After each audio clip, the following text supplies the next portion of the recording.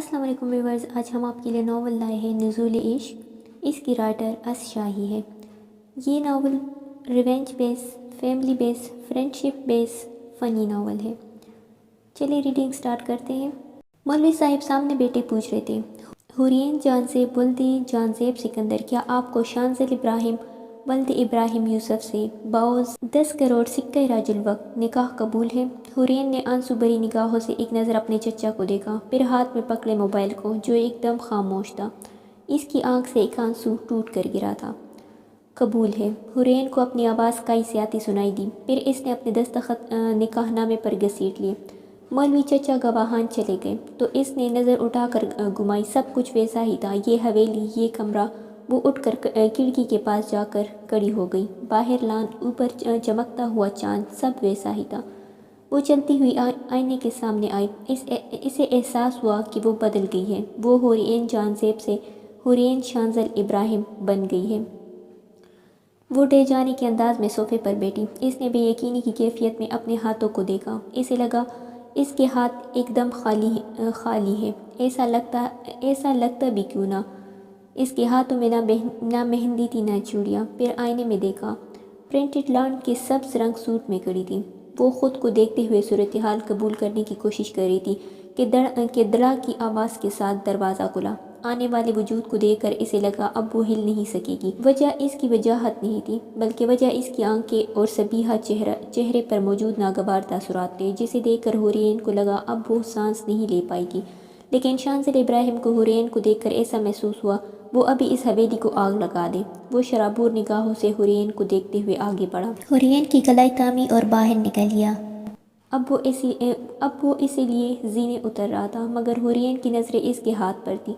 وہ تیز قدم اٹھاتا چل رہا تھا اور حورین تقریباً بھاگتے ہوئے چل رہی تھی۔ شانزل نے اپنی مرسیڈیز کا دروازہ کھولا اور اسے بٹھایا، اور حورین کے چچا کو گھورتے ہوئے ڈرائیونگ سیٹ سنبھالی اور جارحانہ انداز میں گاڑی حویلی سے باہر نکالی۔ اب گاڑی اپنی راہ پر رواں دواں تھی۔ حورین کی تو ہمت ہی نہیں ہوئی شانزل کی طرف دیکھنے کی، وہ خاک اپنی صفائی دیتی۔ شانزل نے کوٹ کی جیب سے موبائل نکالا اور کال ملائی۔ فون یس ہوتے ہی الیک سلیک کا تکلف کیے بغیر حکم صادر کیا، رفیق میں 1 گھنٹے میں گھر پہنچنے والا ہوں، اس سے پہلے میرے کمرے میں 10 کروڑ کیش ہونے چاہیے۔ پھر فون کاٹنے کی ضرورت نہیں پڑی، کیونکہ شانزل نے فون ڈیش بورڈ پر پھینک دیا اور بیچارہ فون اتنا تشدد برداشت نہ کر سکا اور کوما میں چلا گیا۔ اب شانزل کے پاس صرف ایک ہی کام تھا، خود پر لعنت بھیجنے کا۔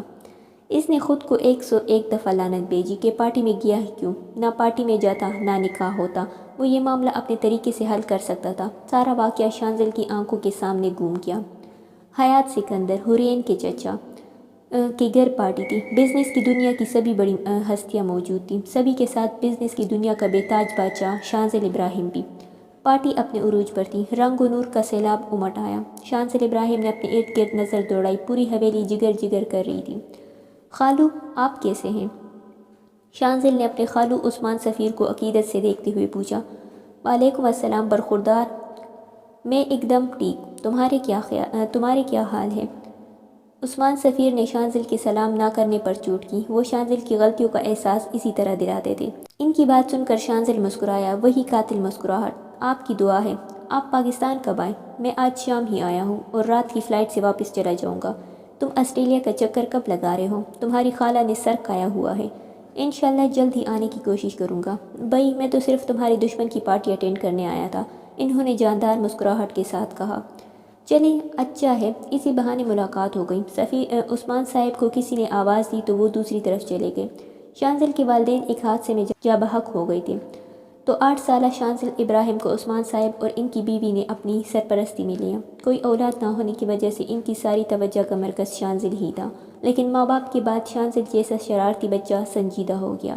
عثمان صاحب اسے اس بنور سے نکالنے کے لیے آسٹریلیا شفٹ ہو گئے۔ وہاں جانے کے بعد شانزل آگے تو بڑھ گیا، لیکن سنجیدگی اس کی شخصیت کا خاصہ بن گئی۔ اس نے پڑھائی مکمل کرنے کے بعد صرف اتنا کہا، میں پاکستان جا کر بزنس کرنا چاہتا ہوں، اور اس کی مخالفت کسی نے نہیں کی۔ پاکستان آنے کے بعد شانزل نے کمپنی سٹارٹ کی اور کامیابی کی منزلیں طے کرنے لگا۔ آج وہ بزنس کی دنیا کا سب سے کامیاب بزنس مین تھا، جس نے 27 سال کی عمر میں اپنے قدم جما لیے تھے۔ 6 فٹ سے نکلتا قد، کسرتی جسم، گہری بوری آنکھیں، کتنی ہی نظریں اسے سراہتی اور کتنی ہی نظریں حسد کرتی، جیسے حیات سکندر کی نظریں۔ حیات سکندر چلتے ہوئے قریب آئے اور مسکراہٹ کے ساتھ شانزل سے مخاطب ہوئے۔ خوش آمدید شانزل ابراہیم۔ ان کی بات سن کر شانزل اس طرح مسکرایا جیسے کہہ رہا ہو، مجھے پتہ ہے کہ آپ کو کتنی خوشی ہوئی ہے، ویسے مجھے یقین تھا کہ تم ضرور آؤ گے۔ چلے اچھا ہے، مجھے خوشی ہے کہ میں آپ کی امیدوں پر پورا اترا۔ اتنا کہہ کر وہ فون پر مصروف ہو گیا۔ صاف مطلب تھا کہ وہ بات نہیں کرنا چاہتا۔ ان کے چہرے پر ناگوار تاثرات ابھرے جسے انہوں نے بڑی مشکل سے قابو کیا اور صرف اتنا کہا، انسان کو سوچ سمجھ کر فیصلہ کرنا چاہیے۔ شانزل سر جھٹک کر آگے بڑھ گیا۔ شانزل کسی سے بات کرنے میں مصروف تھا جب اس کی نظر حویلی سے نکلتی نسوانی وجود پر پڑی۔ وہ کسی بھی زیبائی سے پاک، سادے سے سبز سوٹ میں سر پر دوپٹہ جمائے نظریں نیچے کیے حیات سکندر تک آئی اور کہا، چچا آپ کی سیڑھی۔ نظریں ہنوز نیچے تھی۔ حیات سکندر نے سیڑھی لے لی اور اب وہ خاموشی سے مڑ کر حویلی میں چلی گئی۔ کچھ دیر بعد تمام لائٹس بند ہو گئیں۔ سب ہی پریشان ہوئے۔ کچھ موبائل ٹارچ آن ہوئی، پھر حیات سکندر کی آواز آئی، آپ لوگ پریشان نہ ہو، میں ابھی یہ مسئلہ حل کرتا ہوں۔ پھر وہ ہوا جس کی توقع شانزل مر کر بھی نہیں کر سکتا تھا۔ ایک پروجیکٹر روشن ہوا اور پردے پر کچھ تصاویر چلنے لگی۔ شانزل کو لگا چھت اس کے سر پر آ گری ہو۔ یہ شانزل اور کسی لڑکی کی قابل اعتراض تصاویر تھیں۔ شانزل کبھی کسی لڑکی کے ساتھ انوالو نہیں ہوا تھا اور یہ تصاویر دیکھنے کے بھی قابل نہیں تھی۔ شانزل کے دماغ میں ایک جماکہ ہوا، یہ لڑکی وہی تھی، حیات سکندر کی بھتیجی۔ تیسری کے بعد چوتھی چلتی اس سے پہلے کسی نے پروجیکٹر بند کروایا اور لائٹ آن ہو گئی۔ شانزل کا دماغ معاف ہو چکا تھا، لیکن عثمان صاحب کا دماغ کام کر رہا تھا۔ انہوں نے ہی پروجیکٹر بند کروایا تھا۔ لائٹ آن ہوتے ہی سب ہوش میں آئے اور چموکیاں ہونے لگی۔ شانزل تو بت بنا کھڑا تھا۔ تبھی عثمان صاحب کی آواز آئی، حیات سکندر معلوم کرواؤ کس نے یہ حرکت کی میرے بھتیجے اور اس کی بیوی کے خلاف۔ اس قدر سازش میں برداشت نہیں کروں گا۔ فکر مت کرے میں دیکھتا ہوں یہ حرکت کس کی ہے۔ شانزل کے سر پر اب چھت نہیں آسمان آ گرا تھا۔ جس لڑکی کو اس نے آج سے پہلے کبھی نہیں دیکھا تھا وہ اس کی بیوی کب ہوئی؟ شانزل غصے سے آگے بڑھا۔ اس سے پہلے کہ وہ کچھ کہتا عثمان صاحب نے اشارے سے اسے خاموش کرا دیا اور حیات سکندر سے کہا، میرا خیال ہے کہ پارٹی ختم کی جائے۔ حیات سکندر نے مہمانوں سے معذرت کے ساتھ پارٹی ختم کی۔ شانزل کے تیور تن گئے۔ اب حویلی کے حال میں 3 نفوس تھے اور خاموشی کا راج۔ اب خاموشی کو عثمان صاحب کی آواز نے توڑا، یہ لڑکی کون ہے؟ وہ حیات سکندر سے مخاطب تھے، میری بھتیجی۔ ٹھیک ہے، میں مولوی کو بلا رہا ہوں، ابھی نکاح پڑھوانا ہے۔ عثمان صاحب نے جیسے شانزل کے سر پر تیسرا بم پھوڑا۔ حیات سکندر کو وہم و گمان میں بھی نہیں تھا کہ عثمان صاحب ایسا کریں گے۔ حیات سکندر کے چہرے پر پہلے حیرانی کے تاثرات ابھرے، پھر اس کی جگہ مسکراہٹ نے لے لی۔ آپ تکلف نہ کریں، میں مولوی صاحب کو بلاتا ہوں۔ اتنا کہہ کر حیات سکندر اٹھ کر چلے گئے۔ خالو آپ یہ کیا؟ عثمان صاحب نے شانزل کی بات کاٹ کر کہا، میں تم سے کوئی صفائی نہیں مانگ رہا ہوں، میں نے تمہاری پرورش کی ہے، میں تمہیں جانتا ہوں، مگر میں یہ جاننا چاہتا ہوں کہ میں تمہاری زندگی کا فیصلہ کرنے کا حق رکھتا ہوں کہ نہیں۔ عثمان صاحب نے جیسے شانزل کے الفاظ ہی چھین لیے۔ شانزل نے خاموشی سے سر جھکا دیا۔ مولوی صاحب نے حیات سکندر سے پوچھا، حق مہر کتنا لکھوں؟ حیات سکندر مسکرائے اور شانزل سے پوچھا، پچھلے ہفتے جو پروجیکٹ ہمارے بجائے تمہاری کمپنی کو ملا وہ کتنے روپے کا تھا؟ شانزل نے حیرت سے حیات سکندر کی طرف دیکھا، یعنی یہ شخص صرف ایک پروجیکٹ نہ ملنے کی وجہ سے یہ سب کر رہا ہے۔ شانزل کی طرف سے جواب نہ پا کر حیات سکندر نے حق مہر 10 کروڑ لکھوا دیے۔ شانزل کا جی چاہا ابھی انکار کر دے، مگر اس نے اپنے خالو کی طرف دیکھا اور پھر انتہائی اکڑ، ہٹ درم، مغرور، ضدی شانزل ابراہیم بے بس ہو گیا اور اس نے حورین جان زیب کو اپنی زوجیت میں لے لیا۔ نکاح کے بعد عثمان صاحب نے شانزل سے کہا، میری فلائٹ ہے، میں جا رہا ہوں، تمہاری خالہ سے موقع دیکھ کر خود بات کروں گا۔ کہہ کر وہ چلے گئے۔ شانزل ابھی بھی سوچوں میں گم رہتا، لیکن اس کی توجہ روڈ پر سامنے سے آنے والے ٹرک نے دلائی۔ اگر وہ صحیح وقت پر ٹرن نہ لیتا تو اس کا ایکسیڈنٹ ہو جاتا۔ اس نے آس پاس نظر دوڑائی تو دیکھا کہ وہ گھر کے قریب تھا۔ گھڑی دیکھی، 12 بجنے والے تھے۔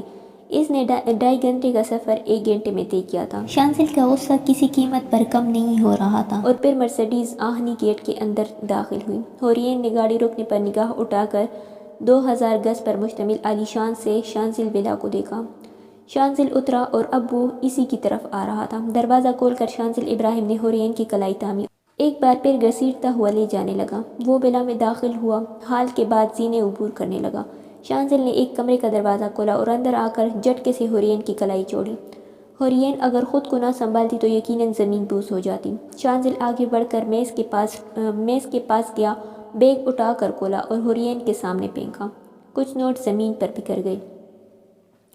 لو، ہو گیا مقصد پورا، لہجے میں حقارت امیز پنکار تھی۔ حورین کو لگا شانزل اس کے کانوں میں پگھلا ہوا سیسا انڈیل رہا ہو۔ اب شانزل حورین کے سامنے کھڑا تھا۔ خیر، تم نے سوچا بھی نہیں ہوگا کہ یہ معاملہ اس حد تک پہنچ جائے گا کہ نکاح کرنا پڑے گا۔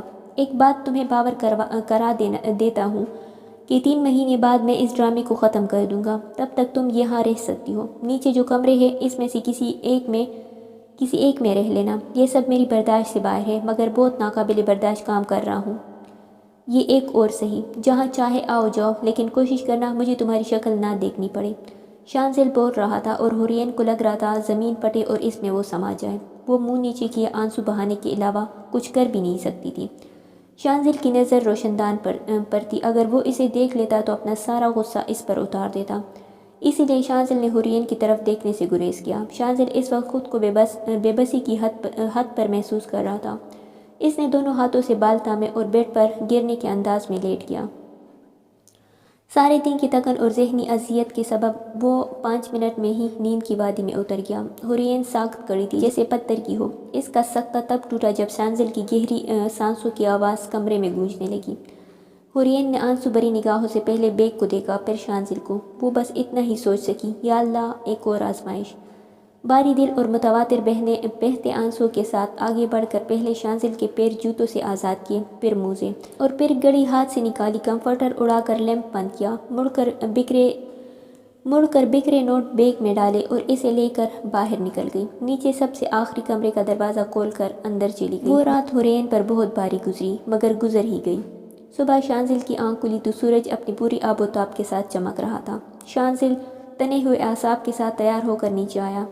سعدیہ بوا، ملازمہ سے کہہ کر ناشتہ کیا، شکر کیا کہ حورین کی شکل نظر نہ آئی، چابی اور موبائل لے کر آفس روانہ ہو گیا۔ آفس پہنچتے ہی رفیق کو بلایا، ایک پیپر اسے تھمایا جس پر لکھا تھا حورین جانزیب حیات سکندر کی بھتیجی، اور کہا تمہارے پاس 1 گھنٹہ ہے انفارمیشن نکالنے کے لیے۔ 1 گھنٹہ بعد رفیق شانزل کی کیبن میں داخل ہوا۔ شروع کرو۔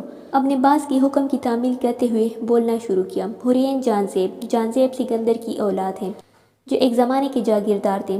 سر، جب حورین 10 سال کی تھی تب حورین کے والدین ایک سڑک حادثے میں فوت ہو گئے، لیکن اس حادثے میں حورین کی جان بچ گئی۔ شانزل کچھ چونک سا گیا۔ پھر حورین کی پوری ذمہ داری ان کے چچا نے لے لی۔ 18 سال کے ہونے کے بعد وہ شہر آ گئی، ہاسٹل میں رہنے لگی، پڑھائی جاری رکھی، لاہور انسٹیٹیوٹ میں ایڈمیشن لے رکھا ہے، اور اپنی پڑھائی وغیرہ کے اخراجات کے لیے ایک فارم میں جاب کرتی تھی۔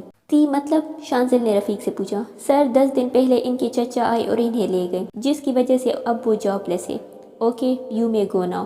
رفیق کے جانے کے بعد شانزل نے سامنے میز پر رکھے پیپر ویٹ کو 3 چکر گھمانے کے بعد شانزل نے وکیل کو فون کیا۔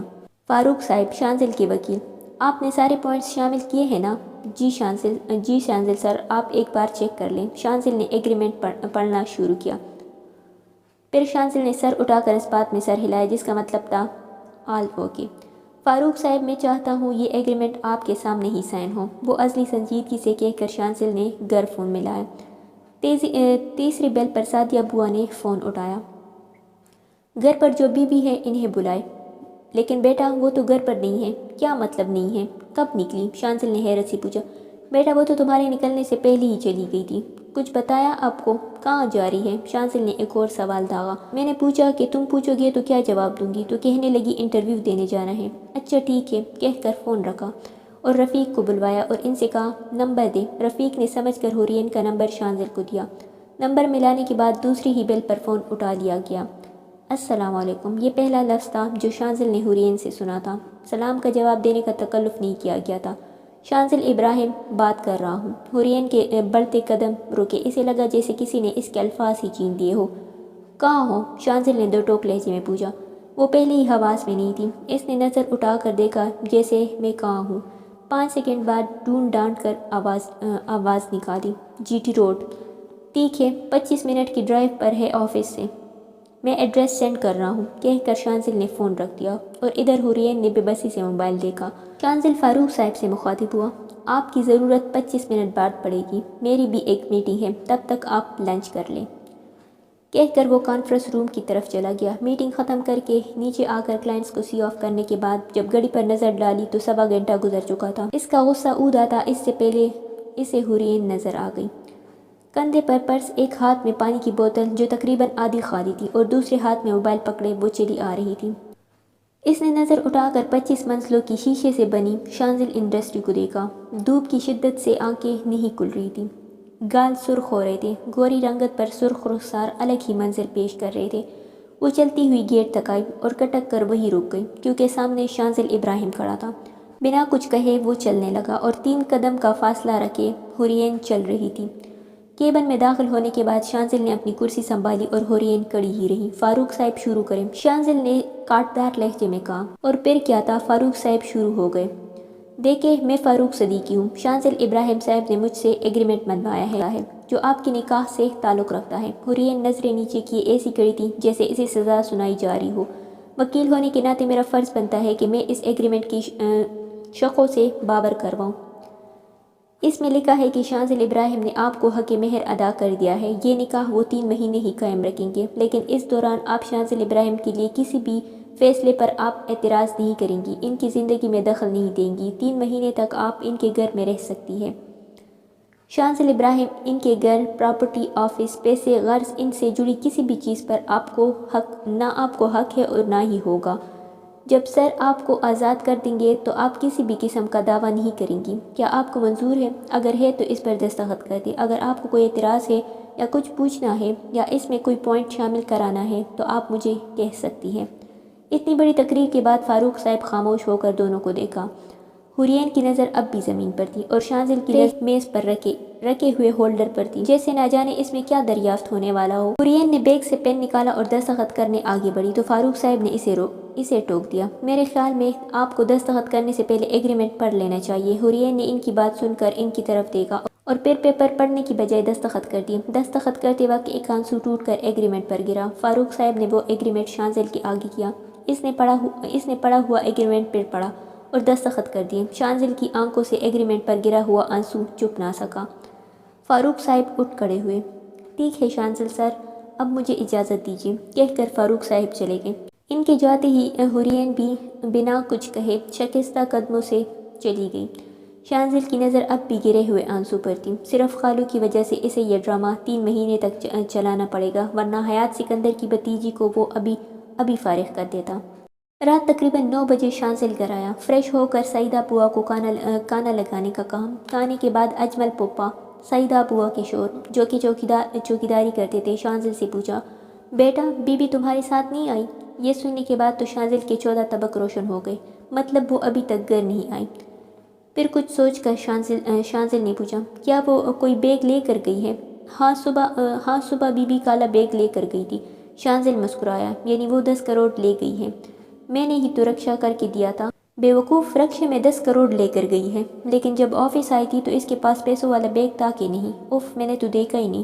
اس نے سر جھٹکا، مجھے کیا کچھ بھی ہوا ہو۔ ایک بار گھڑی دیکھی جو 9:30 بجے آ رہی تھی، پھر کچھ سوچ کر فون کرنے کا طے کیا اور اٹھ کر موبائل لینے کمرے چلا گیا۔ چونکہ اس نے نمبر سیو نہیں کیا تھا اسی لیے نمبر ڈھونڈتے ہوئے زینے اترنے لگا۔ تب اجمل پپا نے کہا، بیٹا فون مت کرنا، بی بی آ گئی ہے۔ کب آئی؟ ابھی کمرے میں گئی ہے۔ شانزل غصے سے صوفے پر بیٹھ گیا۔ تبھی حورین کمرے سے نکلی اور چھوٹے چھوٹے قدم لیتی باہر جانے لگی۔ شانزل کو تو مانو پتنگیں لگا گئی۔ مطلب اگر میں نے کہہ دیا کہ جہاں چاہے آؤ جاؤ تو کبھی بھی چلی جانا چاہیے۔ شریف گھر کی عورتیں گھر سے منہ اٹھا کر اندھیرے میں کہیں بھی نہیں نکل جاتی، اور یہ ایک شریف گھرانہ ہے، اس لیے جب تک یہاں ہو اندھیرا ہونے سے پہلے گھر واپس آ جاؤ۔ شانزل کا سرد لہجہ حورین کو دروازے کے پاس ساکھ کر دیا۔ اس نے بنا کچھ کہے اپنے قدم واپس کمرے کی طرف موڑ لیے۔ انہوں نے مجھ سے آنے کے بعد پتہ پوچھا تھا میڈیکل کا، شاید وہ وہاں جا رہی تھی، انہیں دوائی وغیرہ کی ضرورت ہو۔ اجمل پپا شانزل کے غصے سے بخوبی واقف تھے، اسی لیے صفائی دینا ضروری سمجھا۔ تو آتے وقت لے کر آنا چاہیے یا آپ سے منگوا لینا چاہیے۔ پھر سے اس وقت باہر جانے کی کیا تک بنتی ہے؟ شانزل کی بات سن کر اجمل پپا خاموش ہو گئے اور چوکیداری کرنے چلے گئے۔ بوا ذرا ایک کپ کافی پلا دے، شانزل غصہ شانت کرنے لگا۔ شانزل کافی پی رہا تھا کہ اجمل پپا آئے۔ بیٹا باہر رکشے والا آیا ہے، بیوی سے ملنے۔ بات سنتے ہی شانزل کے پیشانی پر بل پڑے۔ بلائیے اسے اندر۔ رکشے والا ہاتھ میں ایک چھوٹا سا لیڈیز پرس لیے اندر آیا۔ کہو، شانزل کا وہی ازلی روبدار لہجہ۔ کیا تم اس لڑکی کے بھائی ہو؟ رکشے والا بڑی ہی معصومیت سے پوچھ رہا تھا اور شانزل کی پیشانی پر بلوں میں اضافہ ہوا۔ کیوں، کیا ہوا؟ شانزل کا انداز پاٹ کھانے والا تھا۔ پتہ نہیں کیوں اس کا غصہ آخری حدوں کو چھونے لگا۔ وہ لڑکی جو صبح یہاں سے رکشے میں بیٹھی تھی، وہ اپنا پرس رکشے میں بھول گئی۔ مجھے لگا وہ پریشان ہوگی۔ اس میں پیسے تھے، میں نے ابھی دیکھا تو دینے چلا آیا۔ رکشے والے نے پوری روداد سنا دی۔ ٹھیک ہے، اسے مجھے دے دو۔ نہیں، یہ امانت میں اسی لڑکی کو دوں گا۔ رکشے والے کی بات سن کر شانزل نے خود پر ضبط کیا اور سعیدہ بوا سے کہا، بلائیے۔ سعیدہ بوا چلی گئی۔ بچی بیچاری دوپہر 12 بجے پرس بھولی، مگر میں نے ابھی دیکھا تو سوچا دے آؤں۔ رکشے والا شاید زیادہ ہی باتونی تھا۔ حورین ایک پیر سے لڑکڑائے ہوئے رکشے والے کے پاس آئی۔ شانزل نے ایک نظر اسے دیکھ کر اپنی توجہ کافی پر مبذول کر دی، لیکن اس کے پیروں کی لڑکڑاہٹ محسوس کر لی تھی۔ حورین نے تشکرانہ مسکراہٹ کے ساتھ ایک نوٹ رکشے والے کو دیا اور وہ رکشے والا لوٹ گیا اور حورین اپنے کمرے میں۔ شانزل نے نظر اٹھا کر اس کی پشت دیکھی۔ سر پر سلیقے سے اڑا ہوا دوپٹہ، وہ کل والی ہی لباس میں تھی۔ حورین کے جانے کے بعد اجمل پپا شانزل سے مخاطب ہوئے۔ شاید اسی وجہ سے بی بی لیٹ آئی ہے، وہ پیدل آئی ہوگی، پتہ نہیں کتنی پریشانی ہوئی ہوگی بیوی کو۔ شانزل استحضاء یا ہنسا۔ آپ کی بیوی کے پاس اتنے پیسے تھے، وہ سواری کی دکان بھی خرید سکتی تھی، کہہ کر شانزل اٹھ کھڑا ہوا۔ بیٹا شاید تمہارا کوئی پرچہ گرا ہے، اجمل پپا نے کہتے ہوئے ایک کاغذ بڑھایا جسے شانزل نے کھول کر پڑھا۔ وہ کوئی مسجد کی رسید تھی جہاں صدقہ یا خیرات دی ہو۔ صدقہ کی رقم 10 کروڑ تھی۔ شانزل کے چہرے پر حیرانی کے تاثرات ابھرے۔ صدقہ شانزل ابراہیم کے نام پر دیا گیا تھا۔ وقت صبح کے 10 بجے تھا، یعنی وہ پہلے مسجد گئی تھی، پھر 12 بجے کے قریب انٹرویو دینے۔ جب رکشے سے اتری تو پرس وہی رہ گیا تھا۔ شانزل نے اسے آفس بلایا تو وہ پیدل آئی تھی، اسی لیے اسے 1.5 گھنٹہ لگا۔ وہ وہاں سے نکل گئی لیکن شاید پیدل ہی گھر آئی تھی۔ اس کا لڑکڑا کر چلنا، میڈیکل جانا اور اپنی بات یاد آئی۔ وہ پرچہ شاید رکشے والے کو پیسے دیتے وقت گرا ہوگا۔ شانزل پرچہ ہاتھ میں لیے کھڑا رہ گیا۔ اس نے اپنی سوچوں کو لگام ڈالی اور اجمل پپا سے کہا، آپ جا کر اپنی بیوی سے پوچھ لیں انہیں کیا منگوانا تھا۔ وہ اپنے کمرے میں آ کر ایسے ہی لیٹ گیا اور پھر نیند کی وادی میں اتر گیا۔ ادھر حورین کروٹ بدل کر درد سے بحال ہو رہی تھی۔ اتنا پیدل چلنے کے بعد اس کے پیروں میں چھالے آ گئے تھے۔ اجمل پپا پوچھ کر گئے تھے لیکن اس نے انکار کر دیا۔ وہ بار بار فون کو دیکھ کر دعا کر رہی تھی کہ وہ بس ایک بار بجے، اور کچھ دیر بعد فون بجا اور نام دیکھتے ہی حورین کی مسکان غائب نہیں ہوئی لیکن پی کی ضرور پڑی اور اس نے فون اٹھا لیا۔ السلام علیکم حیا۔ وعلیکم السلام حور، نالائق کہاں مری ہو؟ 3 دن سے فون نہیں کیا۔ میں نے بھی سوچ لیا تھا کہ اب کی بار جب تک تم خود فون نہیں کرو گی میں بھی نہیں کروں گی، لیکن حد ہوتی ہے، تمہارا تو کوئی فون ہی نہیں آیا۔ بہت صبر کیا، پھر رہا نہیں گیا تو بے شرم بن کر خود ہی فون کیا، لیکن تم بہت بے وفا ہو، بتایا نہیں ہاسٹل آ رہی ہو۔ میں یونی نہیں جاتی، اب وقت بھی چکو، کیا ہوا تھا؟ سب کچھ میں ہی بول رہی ہوں، اب پوٹو بھی۔ حیا بولنے پر آئی تو بولتی ہی چلی گئی، نہ درمیان میں کوما تھا اور نہ ہی فل سٹاپ۔ حوریہ نے خاموشی سے اس کی پوری روداد سنی اور کہا، آپ کو مجھے فون کرنا چاہیے تھا۔ اف، تو کیوں نہیں کیا؟ ویسے تم ہاسٹل کیوں آئی تھی؟ اپنی سرٹیفکیٹ اور ڈگری لینے، انٹرویو دینا تھا۔ اوہ، تو کیا بنے انٹرویو کا؟ حیا نے تجسس سے پوچھا۔ مل گئی ہے جاب، لیکن سنو میں یونی صرف ہاف ڈے ہی اٹینڈ کروں گی۔ کوئی نہیں، باقی لیکچر کے نوٹس میں دے دوں گی۔ حیا ایسی ہی تھی، اس کا بس چلتا تو وہ حور کے لیے سب کچھ کر ڈالتی۔ لیکن تم ہو کہاں؟ حویلی میں؟ حیا کو اب خیال آ گیا، نہیں شہر میں ہی ہوں، لیکن ہاسٹل میں تو نہیں ہو۔ اللہ اللہ، کہیں تمہارے چچا نے تمہیں انویزیبل تو نہیں کر دیا؟ حیا کی بات سن کر حورین کا دل کیا حیا کو فون میں سے ہی 2 تھپڑ لگائے یا خود کا ہی سر پیٹ لے۔ پہلا آپشن تو عمل نہیں کیا جا سکتا تھا، اس لیے حورین نے دوسرے آپشن پر عمل کیا اور اپنا سر پیٹ لیا۔ ارے بکو بھی کیا تھا جس سے ہی مارو گی؟ حیا نے جھنجھلا کر کہا۔ تمہارا ریڈیو بند ہو تو میں کچھ کہوں نا؟ حورین نے تیز لہجے میں کہا۔ اب اتنا بھی نہیں بولتی میں۔ اچھا اب بتاؤ۔ کچھ نہیں بولوں گی۔ حورین کا تیز لہجہ سن کر ہی حیا لائن پر آ گئی تھی۔ دیکھو، تم میری بات تحمل سے سننا، بعد میں مجھے ڈانٹنا مت۔ حورین نے تمہید باندھی۔ حیا سے زیادہ شریف اس وقت کوئی نہیں تھا۔ دیکھو حیا، میرے چچا مجھے حویلی لے کر گئے تو وہاں کچھ ایسے حالات ہوئے کہ ادھر حورین کو سمجھ نہیں آ رہا تھا کہ کیسے بتائے، اور ادھر ہی حیا صبر کا دامن تھامے بیٹی سن رہی۔ بلاخر حورین نے کہہ دیا، حالات ایسے ہوئے کہ میرا نکاح کرنا پڑا، اور پھر کیا تھا، صبر کا دامن ٹوٹ گیا۔ نالائق بے وفا، اتنی بڑی بات تم مجھے اب بتا رہی ہو؟ تم مجھے بتا نہیں سکتی تھی؟ اف اللہ، مجھے تو تمہارے نکاح کے چوارے تک نصیب نہیں ہوئے۔ حیا ایک بار پھر شروع ہو چکی تھی، بریک لگاؤ لڑکی، حد ہے، چپ کرو، میں بہت پریشان ہوں۔ حورین کی بات سن کر حیا خاموش ہو گئی تھی۔ حور، تم ٹھیک تو ہو نا؟ پتہ نہیں، میرا نکاح عام لوگ کی طرح نہیں ہوا۔ حورین روحان سی ہو گئی۔ حور، تم کہاں ہو؟ میں ابھی آ رہی ہوں، تمہیں ایڈریس بتاؤ۔ حیا ایک دم پریشان ہوئی۔ نہیں، تم ابھی پریشان مت ہو، تم صبح آنا، ہم ساتھ یونیورسٹی جائیں گے، اور ذرا میرا سامان لے آنا۔ حورین نے اسے ٹھنڈا کیا۔ نہیں تو حیا ابھی اڑ کر پہنچ جاتی۔ وہ سب تمہیں ساتھ لے آؤں گی، لیکن تم مجھے بتاؤ یہ سب ہوا کیسے؟ میں تمہیں صبح سب بتا دوں گی، اور ایڈریس بھی صبح ہی میسج کر دوں گی۔ نہیں تو تم ابھی نازل ہو جاؤ گی۔ مجھے اتنا جانتی ہو تو تم یہ بھی جانتی ہوگی کہ میں ہی ہمیشہ تمہارے ساتھ ہوں۔ تم سب کچھ شیئر کر سکتی ہو۔ ہاں جانتی ہوں، اب تم سو جاؤ، اب تمہیں اٹھانے کے لیے میں وہاں نہیں ہوں۔ تمہیں کیا لگتا ہے اب میں سو پاؤں گی؟ پتہ نہیں صبح کب ہوگی۔ حیا کی بات سن کر حورین کی ہنسی ٹوٹ گئی۔ تم کبھی نہیں سدھر سکتی۔ فون رکھنے کے بعد حورین پھر اداس ہو گئی۔ فون رکھ کر کمرے سے نکلی۔ رات کے 1 بجنے والے تھے۔ زینہ عبور کر کے شانزل کے کمرے کے پاس آئی، کچھ سوچ کر دھڑکتے دل کے ساتھ کمرے میں داخل ہو گئی۔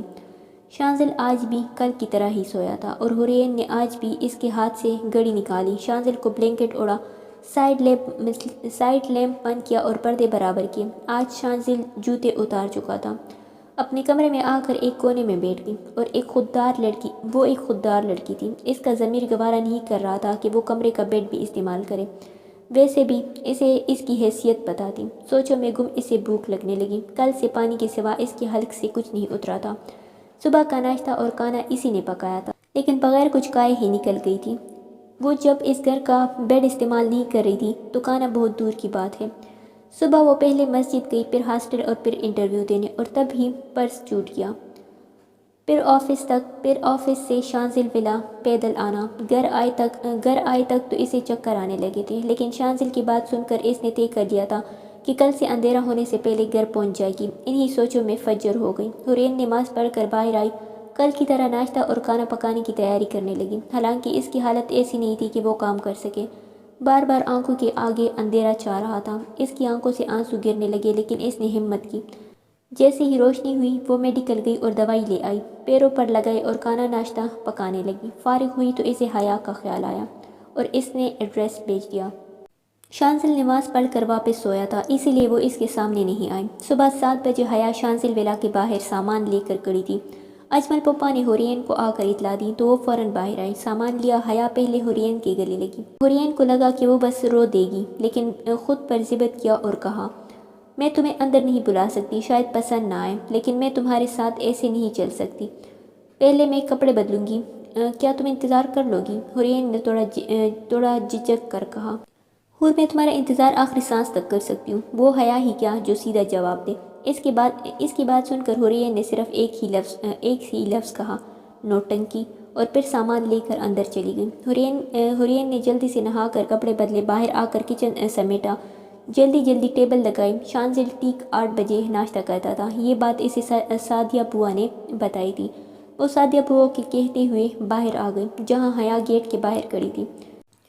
7:30 ہو رہے تھے۔ 8 بجے کا پہلا لیکچر تھا۔ رکشہ لیا اور دونوں سوار ہو گئی۔ اف حور، اب جلدی بتاؤ۔ حورین نے اسے بتایا کہ پارٹی میں کچھ تصاویر کی وجہ سے نکاح ہوا تو مانو حیا کی آنکھیں باہر آ گئیں۔ حور، کہیں یہ وہی شانزل تو نہیں ہے؟ شانزل انڈسٹریز ولا والا؟ حیا پھر شروع ہو چکی تھی۔ ہاں وہی ہے۔ حور نے بس اتنا کہا۔ دیکھو تم فکر نہ کرو، وقت کے ساتھ تمہیں سمجھیں گے۔ حیا کی بات پر حورین نے حیرت سے اسے دیکھا۔ تم ٹھیک تو ہو؟ وہ مجھ سے ایگریمنٹ سائن کروا چکے 3 مہینے کا، پھر یہ سب ختم۔ حورین نے کہا تو حیا کچھ وقت کے لیے چپ ہو گئی، اور پھر کہا، تم اس وقت سب اللہ کے بھروسے چھوڑ دو، انشاءاللہ سب ٹھیک ہو جائے گا۔ انہی باتوں میں یونیورسٹی آ گئی اور دونوں اندر چلی گئی۔ حورین جب شہر آئی تھی تب سے وہ اور حیا روم میٹ تھی۔ حیا دوسرے شہر میں رہتی تھی۔ حورین کافی خاموش طبیعت اور اپنے آپ میں مگن رہنے والی، جبکہ حیا شوخ و چنچل مزاج، بقول حورین کے چلتا پھرتا ریڈیو تھی۔ دونوں کی کافی گہری دوستی تھی۔ ایسا پہلی بار ہوا تھا کہ حورین نے حیا کو پرسنل لائف کے بارے میں بتایا ہو، ورنہ وہ صرف حورین کو اتنا ہی جانتی تھی جتنا باقی لوگ۔ حورین نے اپنے گرد ایک دیوار کھڑی کر رکھی تھی جس میں وہ کسی کو آنے نہیں دیتی تھی، لیکن ان سب کے باوجود حیا اس کے ساتھ مخلص تھی۔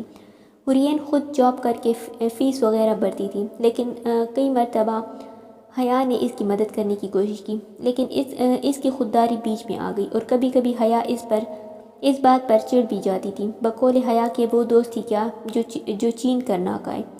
حورین بھی حیا کو اتنا ہی چاہتی تھی، بس جتاتی نہیں تھی۔ صبح اٹھ کر شانزل نیچے آیا، ناشتہ کیا اور حسب معمول باہر نکل گیا۔ تب اجمل پپا نے اسے بتایا کہ صبح شاید بی بی کی دوست آئی تھی اور اس کے ساتھ چلی گئی۔ شانزل نے اس کی بات سنی انسنی کرتا گاڑی گیٹ سے باہر نکال کر لے گیا۔ حورین نے یونیورسٹی جاتے ہی پہلے ناشتہ کیا، پھر لیکچر لیے اور ہاف ڈے سے آفس چلی گئی۔ عصر تک وہ گھر آ گئی۔ گھر آ کر نماز ادا کی اور رات کے کھانے کی تیاری کرنے لگی۔ حورین نے شانزل کے آنے سے پہلے ہی کھانا پکا کر تیار کر لیا۔ وہ شانزل کی ہر بات پر عمل کر رہی تھی۔ اس نے گھڑی دیکھی تو شانزل کے آنے کا وقت ہو گیا تھا۔ وہ فوراً کمرے میں چلی گئی۔ کچھ دیر میں گاڑی رکنے کی آواز آئی، فوراً سمجھ گئی کہ وہ آ گیا ہے۔ 5 منٹ بعد وہ کمرے سے نکلی۔ شانزل شاور لینے کے بعد ڈنر کرتا تھا۔ وہ فوراً ٹیبل لگانے لگی۔ ٹیبل لگاتے ہی وہ کمرے میں چلی گئی۔ شانزل کھانا کھانے کے بعد سیدہ بوا کو کافی کمرے میں دے جانے کا کہہ کر اٹھ کر چلا گیا۔ برتن سمیٹنے کے بعد حورین نے کافی بنا کر سیدہ بوا کے ہاتھوں شانزل کے کمرے میں بھجوائے۔ سارے کام نپٹا کر وہ کمرے میں آئی، ایک کونے میں جا نماز بچھا کر نماز ادا کی، پھر اپنے بکس لے کر پڑھنے بیٹھ گئی۔ رات تقریباً 1 بجے بکس بند کی اور شانزل کے کمرے کی طرف بڑھ گئی۔ آج بھی وہ ایسا ہی سویا تھا، شاید اس کی عادت تھی ایسے سونے کی۔ آج بھی حورین نے گھڑی نکال کر رکھی، کمفرٹر اڑا، پردے برابر کیے، سائیڈ لیمپ بند کیا اور اپنے کمرے میں آ گئی۔ ایک چادر کونے میں بھی بچھائی اور لیٹ گئی۔ زندگی اسی طرح معمول سے گزرنے لگی۔ حورین صبح اٹھ کر ناشتہ کر کے حیا کے ساتھ یونیورسٹی جاتی، ہاف ڈے سے آفس آ کر ڈنر وغیرہ بناتی۔ حورین نے پورے گھر کی ذمہ داری اپنے اوپر لے لی تھی، البتہ شانزل کی نظر کے سامنے نہیں آتی تھی۔ رات گئے کمرے میں جانا اس کا معمول تھا۔ شانزل بھی بے نیاز سا اپنی زندگی گزار رہا تھا۔ اسے یہ ضرور پتہ تھا کہ وہ عصر تک گھر آ جاتی ہے اور وہ کسی دوست کے ساتھ یونیورسٹی جاتی ہے۔ اس دوران شانزل نے حورین کو صرف ایک مرتبہ دیکھا تھا، جب وہ ایک مرتبہ اتفاقاً دوپہر کو آفس سے گھر آیا تھا تو گیٹ کے باہر ایک لڑکی کھڑی تھی۔ وہ حورین نہیں تھی۔ شانزل کو لگا وہ اس کی دوست ہوگی۔ وہ سر جھٹک کر گاڑی اندر لے گیا۔ وہ فائل لینے گھر پر آیا تھا۔ جب گھر میں داخل ہوا اور مطلوبہ فائل لے کر زینے اترنے لگا تو سعدیہ بوا نے کہا، بیٹا کھانا کھا لو۔ اب ان کے احترام میں بیٹھ گیا۔ کھانے سے فارغ ہو کر باہر آیا، گاڑی سٹارٹ کر کے گیٹ پر آیا تو وہاں اجمل پپا نہیں تھے۔ ویسے ہی کھانے کی وجہ سے 5 منٹ کی بجائے آدھا گھنٹہ اور لگا، اور اب وہ باہر نکل کر گیٹ کھولنے لگا۔ تب اس نے اسی لڑکی کو دیکھا، وہ اب تک کھڑی تھی اتنی دھوپ میں۔ اس نے آگے بڑھ کر اس سے پوچھا، ایکسکیوز می مس، آپ کب سے یہاں کھڑی ہیں؟ کیا کر رہی ہیں؟ کون ہے آپ؟ حیا شانزل کی بات سن کر اچھل کر پڑتی۔ وہ میں حیا اچانک شانزل کو دیکھ کر سٹپٹا گئی، پھر خود کو ڈپٹا۔ وہ کیوں ڈر رہی ہے؟ وہ ڈرپوک نہیں ہے، حیا ہے۔ پھر پورے اعتماد سے جواب دیا، بائی سوری سر، میں حیا ہوں، حورین کی دوست ہوں اور اس کا انتظار کر رہی ہوں۔ وہ سمجھ گئی کہ یہ شانزل ابراہیم ہے۔ اس نے اس کی فوٹو اخبار میں دیکھی تھی۔ اس نے حورین کے خیال سے اسے بائی کہا، لیکن فوراً حورین کے غصے کے خیال سے سر کہا، ورنہ اس کے ایسے سوال پر کوئی اور ہوتا تو ہی اچھا خاصا جھاڑ دیتی۔ اتنے میں ایک رکشہ رکی جس میں سے حورین اتری۔ پہلے تو وہ شانزل کو دیکھ کر چونک گئی، پھر فوراً اپنی آنکھیں جھکا لی اور گھر کے اندر چلی گئی۔ چونکا تو شانزل بھی تھا، اس کے بھیگے ہوئے گال، سرخ ناک اس کے رونے کی چغلی دے رہے تھے۔ مجھے کیا؟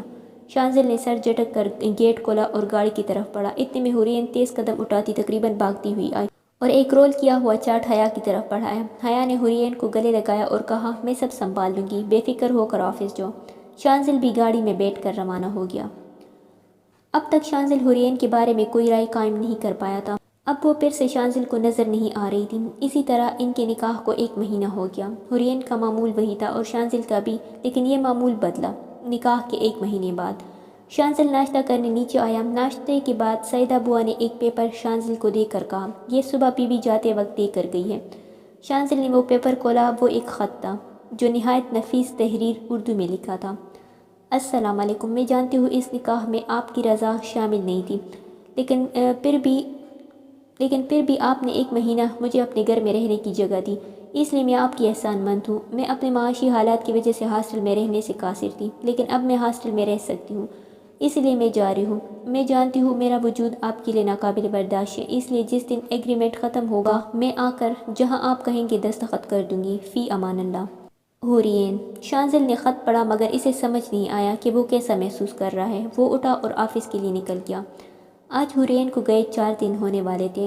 وہ خواہ جنجلایا ہوا گھوم رہا تھا، اسے گھر میں کوئی چیز جگہ پر نہیں مل رہی تھی۔